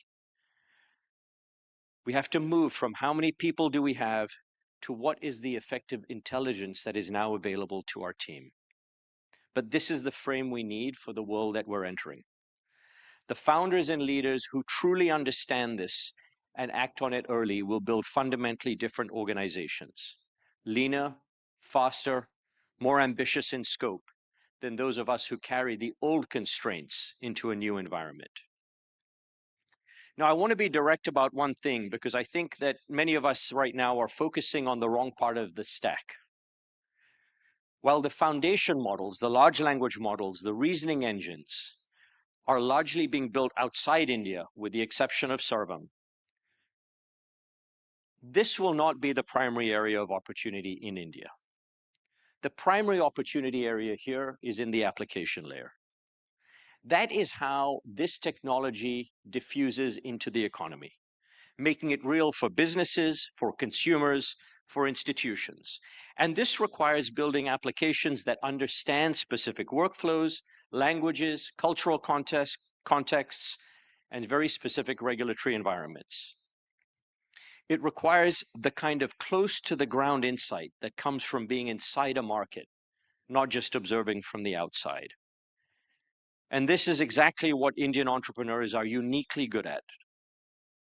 The history of the Indian consumer internet is a history of taking global ideas and rebuilding them from first principles for a market that global players fundamentally misunderstand. And that skill and that instinct is exactly what the AI application layer demands. I want to close with something that I mean sincerely, not as a formality. That everyone that is listening to this is not just a spectator about what is happening in India. You are the protagonists for it. And that is not a comfortable position because protagonists carry weight. They make decisions under uncertainty. They move before things are obvious. They make mistakes and endure criticism. But those are the people that shape our future. In 2008, a small number of entrepreneurs and investors in India looked at a world with very limited internet penetration in India and decided that the trajectory and the potential was more important than the current scale. They built companies that didn't yet have customers on infrastructure that didn't yet exist for a market that hadn't yet arrived. Most people thought they were too early, and some of them were. But the ones who got it right created something unlike anything we had seen before. So we have been here before, and Indian founders have shown emphatically that they know what to do. The only question is whether we will move with the conviction and intensity that this moment deserves. I believe we will. Thank you.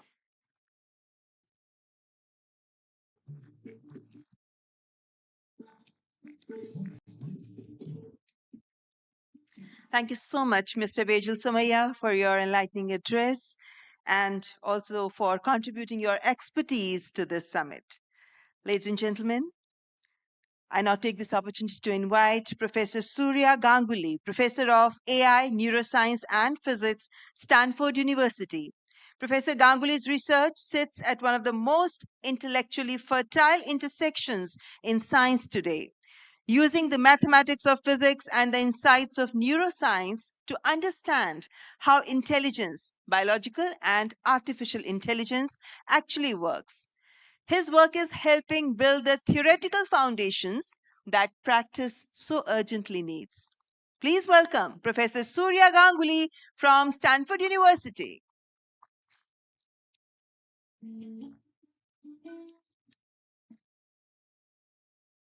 Thank you.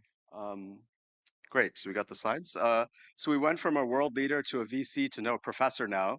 So we're gonna have a little bit of a change of pace. It's gonna get a little bit more technical. And because I'm a professor, there's gonna be an exam at the end, right? So pay attention. All right, so I'm gonna talk about advancing the science and engineering of intelligence. So the last decade of AI research has led to stunning advances in the engineering of intelligence, yielding AI systems that stand poised to transform our society. Yet alarmingly, we understand almost nothing about how they work, and we desperately need to. At the same time, our brain is the product of 500 million years of vertebrate brain evolution, and it is still orders of magnitude better than AI along several axes, and we also need to understand why. So I work in a unified science of intelligence across both brains and machines that seeks to both understand biological and artificial intelligence and create more efficient, explainable, and powerful AI. Today, I'll work on understanding and improving intelligence along three axes: data efficiency, energy efficiency, and melding brains and machines. First, data efficiency. So AI is vastly more data hungry than humans. We get about 100 million words of language experience. AI gets 10 trillion. It would take us 240,000 years to read everything that AI read. So why is AI so data hungry? Well, Well, in AI, error falls off as a power law, falls off very slowly as a power law with the amount of data. This is an example of a famous neural scaling law, which captured the imagination of industry and motivated significant societal investments in data collection, compute, and energy.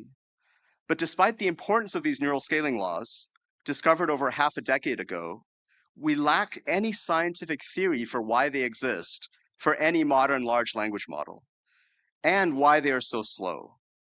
Just last week, we posted the first theory to do so. From first principles, we could analytically predict the slope of these neural scaling laws, and we connected their shallow slope to the weak surface statistical structure of natural language itself. The black line is our theory, and the colored lines are experiments in modern LLMs, and you can see there's a good match. But can we make the scaling laws better? We actually can. We actually showed, both in theory and practice, that we can bend the slow power law down to a much faster exponential drop. The key idea is that large random data sets are extremely redundant. If you already have a billion random sentences, it's unlikely that the next sentence is going to tell you very much that's new. But what if you could find a non-redundant training set in which each new data point is carefully chosen to tell you something new compared to all the other data points? We developed theory and algorithms to do just this, and that's what got us the better exponential. In a completely different line of work, we asked if the process of evolution itself could speed up learning, and we showed it actually can. We evolved robot morphologies, shapes of bodies, from generation to generation, and we showed that successive generations could learn faster. They did so by designing the body to be easier to learn to control. This is an example of something called the morphological Baldwin effect. It's an effect that has long been conjectured in evolutionary theory, but hard to test in the real world. We demonstrated it for the first time in our simulations. Okay, let's go on to energy efficiency. AI is vastly more energy hungry than humans. Our brain only spends 20 watts of power, but modern AI can consume 10 million watts. So why is AI so energy hungry?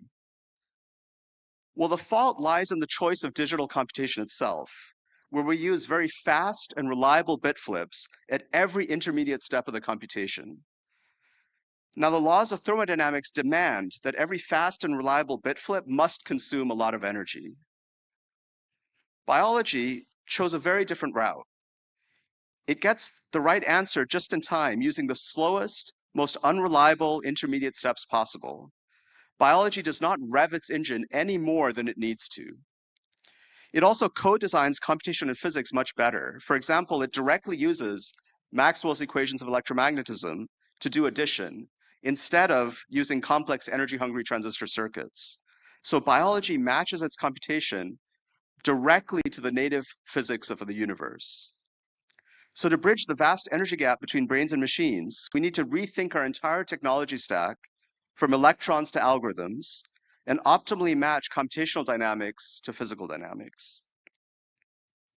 For example, given a particular computation, what are the fundamental limits on its speed and accuracy under energy constraints?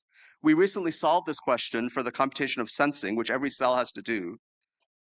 We found fundamental limits on the lowest achievable error achieved by any chemical computer whatsoever. That's the red curve. And we also found the family of optimal computers that hug this curve.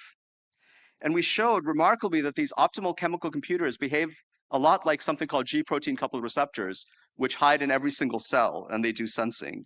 So this yields a connection between what neurons do and what optimal physical sensors would do. Popping up a level, in neuroscience, we can now measure not only neural activity, but also energy consumption in the form of ATP usage, the fundamental chemical fuel that powers all life's processes. We can do this across the entire fly brain. So by analyzing the coupled dynamics of neural computation and energy consumption, we discovered that the brain actually works like a smart energy grid, remarkably. The brain can predict where and when energy will be needed in the future, and it produces just the right amount of energy at just the right time, at just the right location. So in summary, we still have a lot to learn from evolution in our quest to build more energy efficient AI, but we don't have to be limited by evolution. We can go beyond evolution to instantiate neural algorithms in quantum hardware that evolution could not discover. For example, we can replace individual neurons with individual atoms. A neuron in different states of firing correspond to atoms in different excited electronic states. We can also replace individual synapses between neurons with photons, quanta of light. Just as synapses allow two neurons to communicate, photons allow electronic states of atoms to communicate through photon emission and absorption. So what can we build with this? As one example, we could build a Hopfield associative memory network. This is the same network that recently won John Hopfield the Nobel Prize in Physics.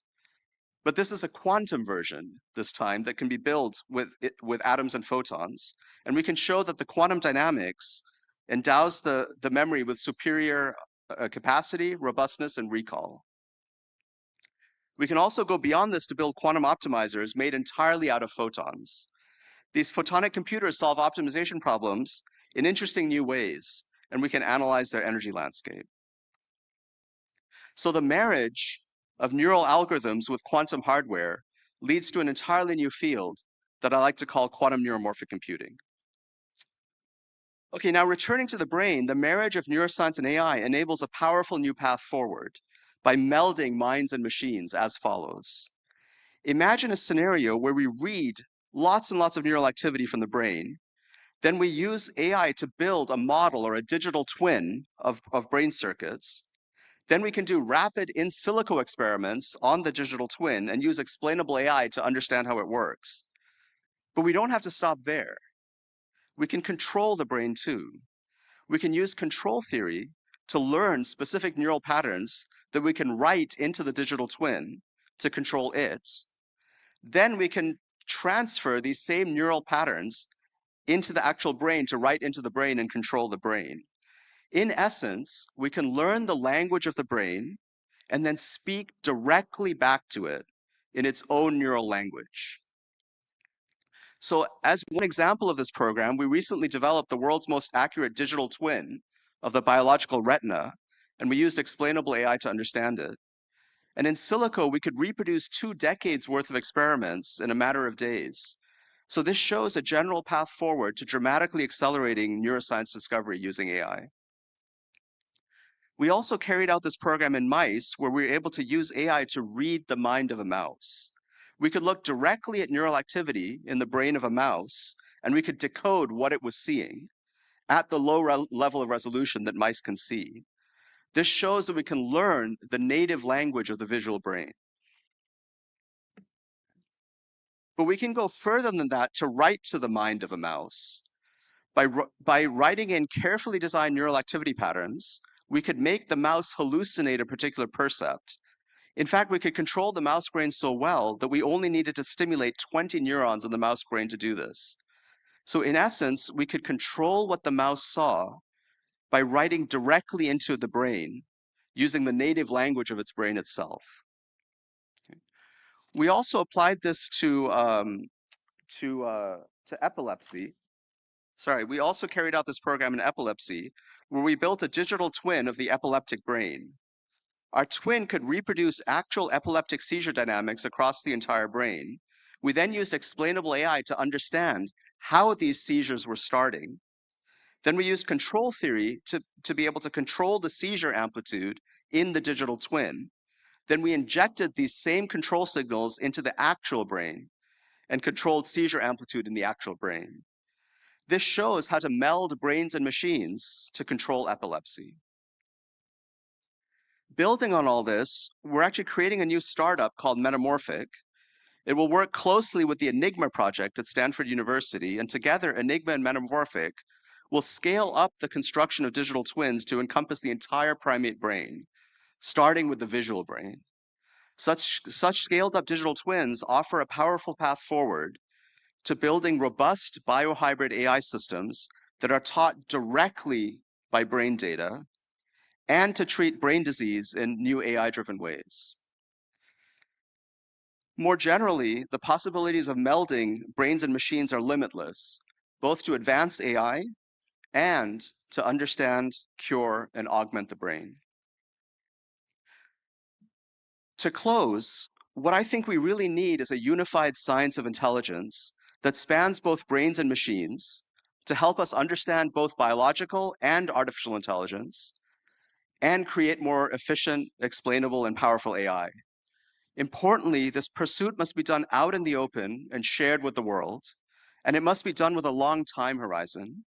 This makes academia an ideal place to pursue a science of intelligence, and I believe it's imperative to expand public investment in the academic study of intelligence, because the academic studies of yesterday laid the strong foundation for today's AI technology, and it will be the academic studies of today that lay the foundation for tomorrow's technology, enabling us to go beyond large language models and diffusion models and so forth.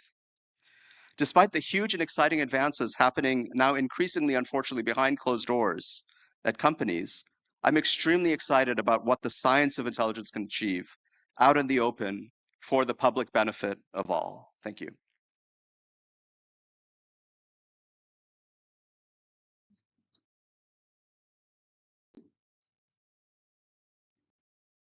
Thank you so much, Professor Ganguly. We sincerely appreciate your thoughtful address, which highlighted the cutting edge technology, the research, and also its transformative potential across various industries. It was more like biology meets IT, the technology.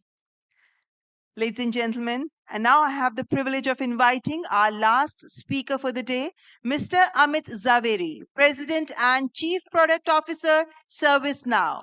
Mr. Zaveri has spent his career at the intersection of enterprise software and AI, most recently leading ServiceNow's push to embed AI agents into every corner of enterprise workflow. His perspective on agentic AI, what it actually delivers versus what it promises, is grounded in millions of enterprise deployments. He'll be in conversation with Arjun Kharpal, CNBC's senior tech correspondent. Please welcome our guest and the moderator. All right. Hello, everyone. Hi. Thanks so much for joining us. And if you're watching online, thank you so much. Amit, let's just kick off. You've got this view that trust is the new infrastructure in this age of AI. Can you just unpack what that means? Yeah, no, thank you, Arjun. So I think if you look at what's going on in the AI space, there's huge amount of interest in terms of using it in enterprise use cases as well, right? And without understanding what it'll do for you and having any idea of what it landed up implementing inside your system, it becomes very hard to really depend on it. So that's why without trust and safety and understanding of what's happening in your underlying environment, it becomes very hard to expect to use AI in a lot of these enterprise use cases because your companies will not be able to do any auditing, compliance, visibility, and you wouldn't really be able to really not run business without any kind of understanding of what's going on. So trust has to be a big part of it. And trust, I guess, in the enterprise sense of the word, probably has lots of different definitions, right? We're talking about trust amongst employees, for example, but also from the cyber perspective, from the security and safety perspective, you were just mentioning there. So it's worth digging into some of these. How do you design some of these in the enterprise? Let's start with perhaps the human element at this point, because there's a lot of concern from people right now about potential job losses and the impact AI could have on their roles as well. So from the human perspective, how do you design trust within the organization? Yeah, no, I think it's still something which I think the industry is still trying to figure out, to be honest. The way to think through this one is, one, everybody has to accept that AI is useful and there's a lot of opportunity to embed that in terms of your day-to-day lives. Second, I think there is a reality that this thing is transforming how world works and it's moving very fast. So once you understand the principles and the value of it, then you start building together in terms of what the cultural shifts needs to be, how people need to work together, and how do you help them understand the value while keeping their jobs very important and be able to bring them into the conversation. So the huge amount of cultural shift inside the company, as well as be able to kind of educate everybody in terms of what it delivers for you. So what we've been doing at ServiceNow, for example, we've been retraining our employees and giving them access to a lot of the AI capabilities, making sure they get to see what it does for their day-to-day life at the employee productive level. and see that, okay, you know what, I can do my job faster, better, more efficiently, and free up more of my time to do other things which I couldn't get to. Second thing after that, once you get them reskilled, is to really now take it to the enterprise level, not just an employee. Like now, how do you improve your processes? And the processes which are cutting across multiple departments, can I make that thing work faster? Can I get better understanding of how it operates? And can you land up freeing up a lot of the human painful work you used to do, right? A lot of the repetitive tasks. I would say so we used to call it skull crushing task, which is making it so difficult in the day-to-day life that they can't really get anything done beyond that. So if you remove those barriers, people start trusting that, oh, this is helping me. It's getting my job done better. And it's also getting me more understanding of new technologies. And you start accepting that in your day-to-day work environment and take that to the next level because you start innovating. So it's a step process, I would say. And what we have done today at ServiceNow, we've seen the adoption go up a lot, be it in engineering, be it in finance, be it in customer support, be it in go-to-market, because they started playing with these technologies and bringing it to the day-to-day work environment. And from there, they've been starting to now innovate and come up with new ideas to how make their jobs better and how do you make the customer's life better long term. Does that set them up then for success when, inevitably we will see the changing nature of work? And also, we've already seen some companies, make layoffs and blame it on AI. Whether that's true or not, it's another debate. But certainly, there will be changing nature of work, and organizations are rethinking the workforce. So by doing the reskilling, is this setting employees up? I think you're right. I mean, with any technology transformation, there's always worries about job losses. This is not the first time a technology shift has created that anxiety. It has happened with the cloud when cloud happened. It happened with the web when the transformation happened towards that. I think the difference here is the speed sometimes and the uncertainty of understanding what it does to you as an individual in some cases. But I think the worry, lot of the news out there is saying because of AI, we reduce our staffing. Some of them are just using that as an excuse I've seen so far. If you look at our business, our AI business has grown significantly. And we have been able to add more people because we were able to expand our TAM. We were able to get into a lot more new segments of market because of the investment. We've been able to reinvest a lot of that money we save because of AI into a lot of new areas. And that is one thing which I think a lot of companies are starting to realize. You take out a lot of the mundane tasks and move into the high value tasks, you can increase your top line. Sure, you help on the bottom line with AI. There is a lot of work you can now outsource to autonomous AI agents and agentic workflows instead of having to do it by humans. But the humans are now able to do a lot of other things you couldn't and get into a lot of new segments. And our business has grown significantly because we've been able to now take that savings and invest into a lot of new areas. You mentioned agentic there, and I'm glad you did, because the other part of this trust equation is what you were mentioning earlier around safety and security as well. Given the excitement around agentic AI and how much businesses want to adopt this, is there enough focus being put right now on the vulnerabilities from a cyber perspective when it comes to agentic AI? I would say that's probably the biggest concern for companies when they think about AI and agentic, right? If you look at early last year, when we used to go and talk about agentic workflows or AI, most of the companies were worried about not having any kind of visibility, worried about vulnerabilities, worried about security, worried about control.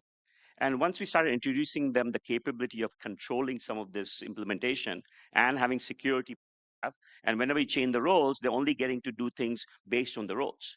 So it's a very important part of it. And I think agentic AI and things like that will not be adopted if you don't have a right kind of security technology as part of this implementation. It cannot be on the side. It has to be part of the product.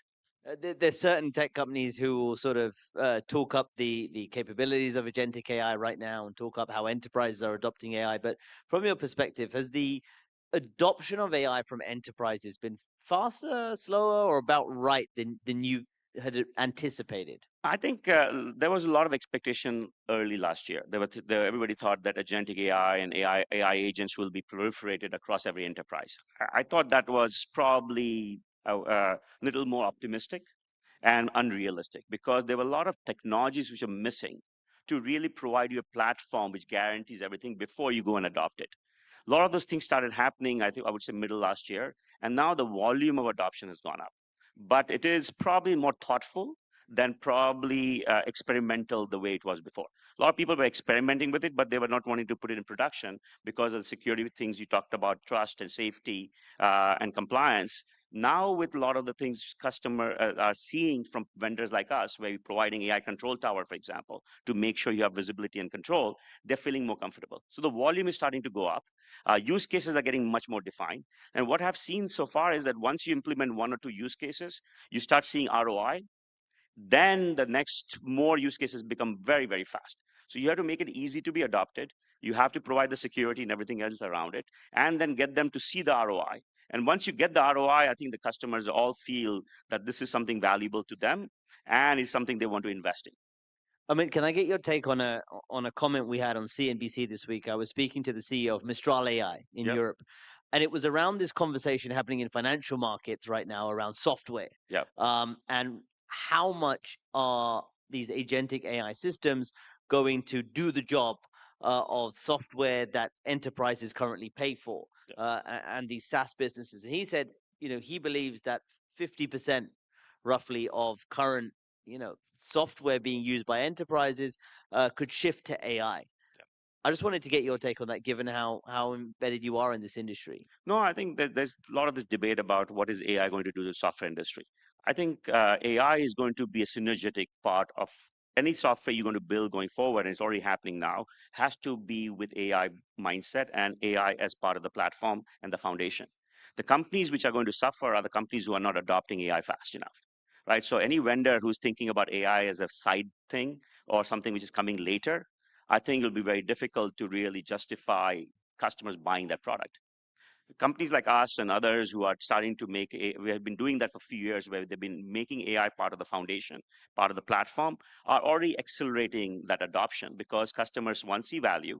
Second, I think they do believe that this is going to be very competitive advantage to them as well.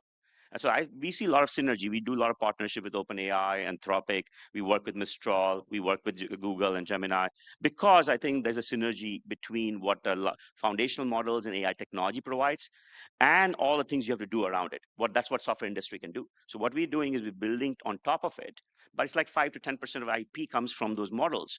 90% comes from technology we build, because you have to build a lot of context around enterprise use cases. You have to understand what it means. You have to understand why an exception happened, how you handle it. Models are basically telling them what to do, but they don't know why. The why part, the context part, comes from technologies and software we build. And the companies who are going to do that much more better, understand domain, understand expertise, and have a lot of experience, will win in this market. And that's the difference, I think. I mean, we've got about a minute left. I just wanted to get your take on the future. If we were sat here in a year's time at another AI summit, what do you think are going to be the key things we'd be speaking about? I think we still will be talking about security and risk, as definitely, because there's a lot of work still to be done.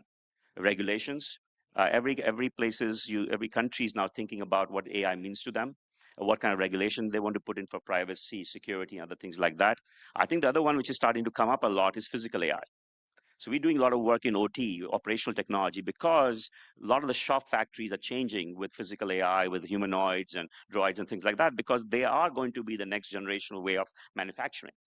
So how do you now secure that? How do you bring them as part of the processes? How you integrate that into your environment is going to be critical discussion as well. Fantastic. Amit, thanks for your insights. So incisive. Appreciate your time. Thank you so much. Round of applause for Amit Zavri of ServiceNow. Thank you, everyone.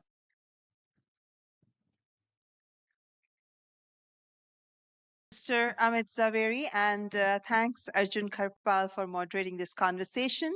Ladies and gentlemen, with this we end today's session of addresses, but I must let everyone know that tomorrow we are again gathering here, and the first session we're going to have at 9:45 a.m. And just make sure that everyone is seated here by 9:30 a.m. because tomorrow we have a great lineup of speakers. The opening keynote address will be by Mr. Sundar Pichai, CEO of Google and Alphabet, and that would be followed by a signing of Pax Silica agreement between India and US. Then we also have very exciting lineup of speakers, including CEO of Qualcomm, President Cisco, and speakers from Servam AI, General Catalyst, World Trade Organization, ILO, as well as various other sessions. So we look forward to seeing everybody here tonight for tomorrow for all the interesting sessions and listening to all the keynote speakers. This is AI Impact Summit 2026, which is bringing to us this great opportunity to listen to these faces and these personalities, the stalwarts who are working in the field of artificial intelligence. So I'm Mamta Chopra. Take your leave, and I'll see you all tomorrow morning, 9:30. Thank you. Have a great evening.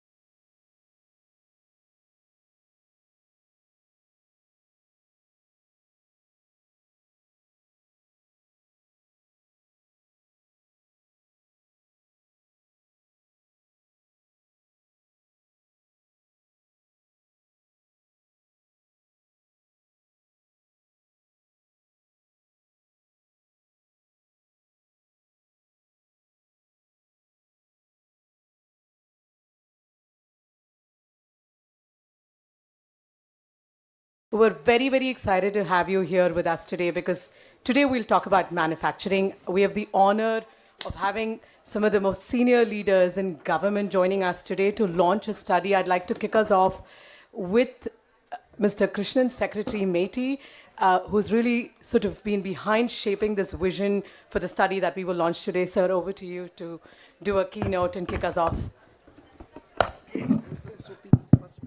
Thank you, and that is quick and businesslike. I know all of you have, no, this is fine. All of you have exactly 55 minutes to do the session, including the changeovers. My colleagues, the Secretary of MSME, Shri Das, Mr. Rohit Kansal, Additional Secretary in Textiles, and Mr. Bhuvnesh Kumar, who's the CEO of the National Institute of Smart Governance. One of the things that we are very keen on doing as part of the India AI mission is to ensure that AI truly has meaning in the real sectors of the economy. What is it that AI can do in the real sector in terms of enhancing productivity, enhancing efficiency, enhancing capabilities and skills? This is important because you can have the best models, you can have all the compute you want, you can have all the data you want. But if it doesn't convert into something that is truly meaningful for the people, then you don't see the kind of growth that we expect to see. And which is why one of the areas which we wanted to focus on specifically was manufacturing. And within manufacturing, what typically happens is large enterprises have ways in which they can finance this transition and make sure that they see the value in it, they are able to make the necessary investments and stay the course to make sure that they see outcomes which they require. Whereas smaller enterprises and enterprises in traditional sectors like textiles and other areas may or may not necessarily be in a position to make the kind of investments which are needed to support this. So we wanted to actually launch a detailed study. And this morning I was at another session with JPAL in terms of, how do we do impact? So as part of this, saying rather than just throw good money after bad, do a proper study, figure out how the most impactful way of actually putting AI into manufacturing should really work, particularly for MSMEs. Get that study done and move forward. So I'm very happy that NISG is partnering with Athena Infonomics and with the concerned ministries. And the ministries, of course, include MSME, which will cover a broad range, textiles, pharmaceuticals, because they are looking at pharma-related manufacturing, and of course, electronics, which incidentally looks like it could become one of the largest manufacturing sectors within this entire space. So in these sectors, what is it that AI can do to actually impact manufacturing is the theme of what we are attempting to do through this study. And I, for one, personally, am really looking forward to the outcomes of what this brings out and practical real life use cases of where we can deploy. So I would be one of the most eager audiences to this study, and I can assure you, Deepa, you will get chivied to see that it comes out in time. And not that you've not been chivied already, but some more will be on the way to make sure that this happens. Thank you very much. And once again, thank you all for turning out in such large numbers for the India AI Impact Summit. Thank you for putting up with some of the inconveniences, but being such an enthusiastic and engaged audience in all the events and part of everything that has gone on. And I invite you all to also go and visit the expo. Some wonderful use cases there and applications there. Please do spend some time. You'll need at least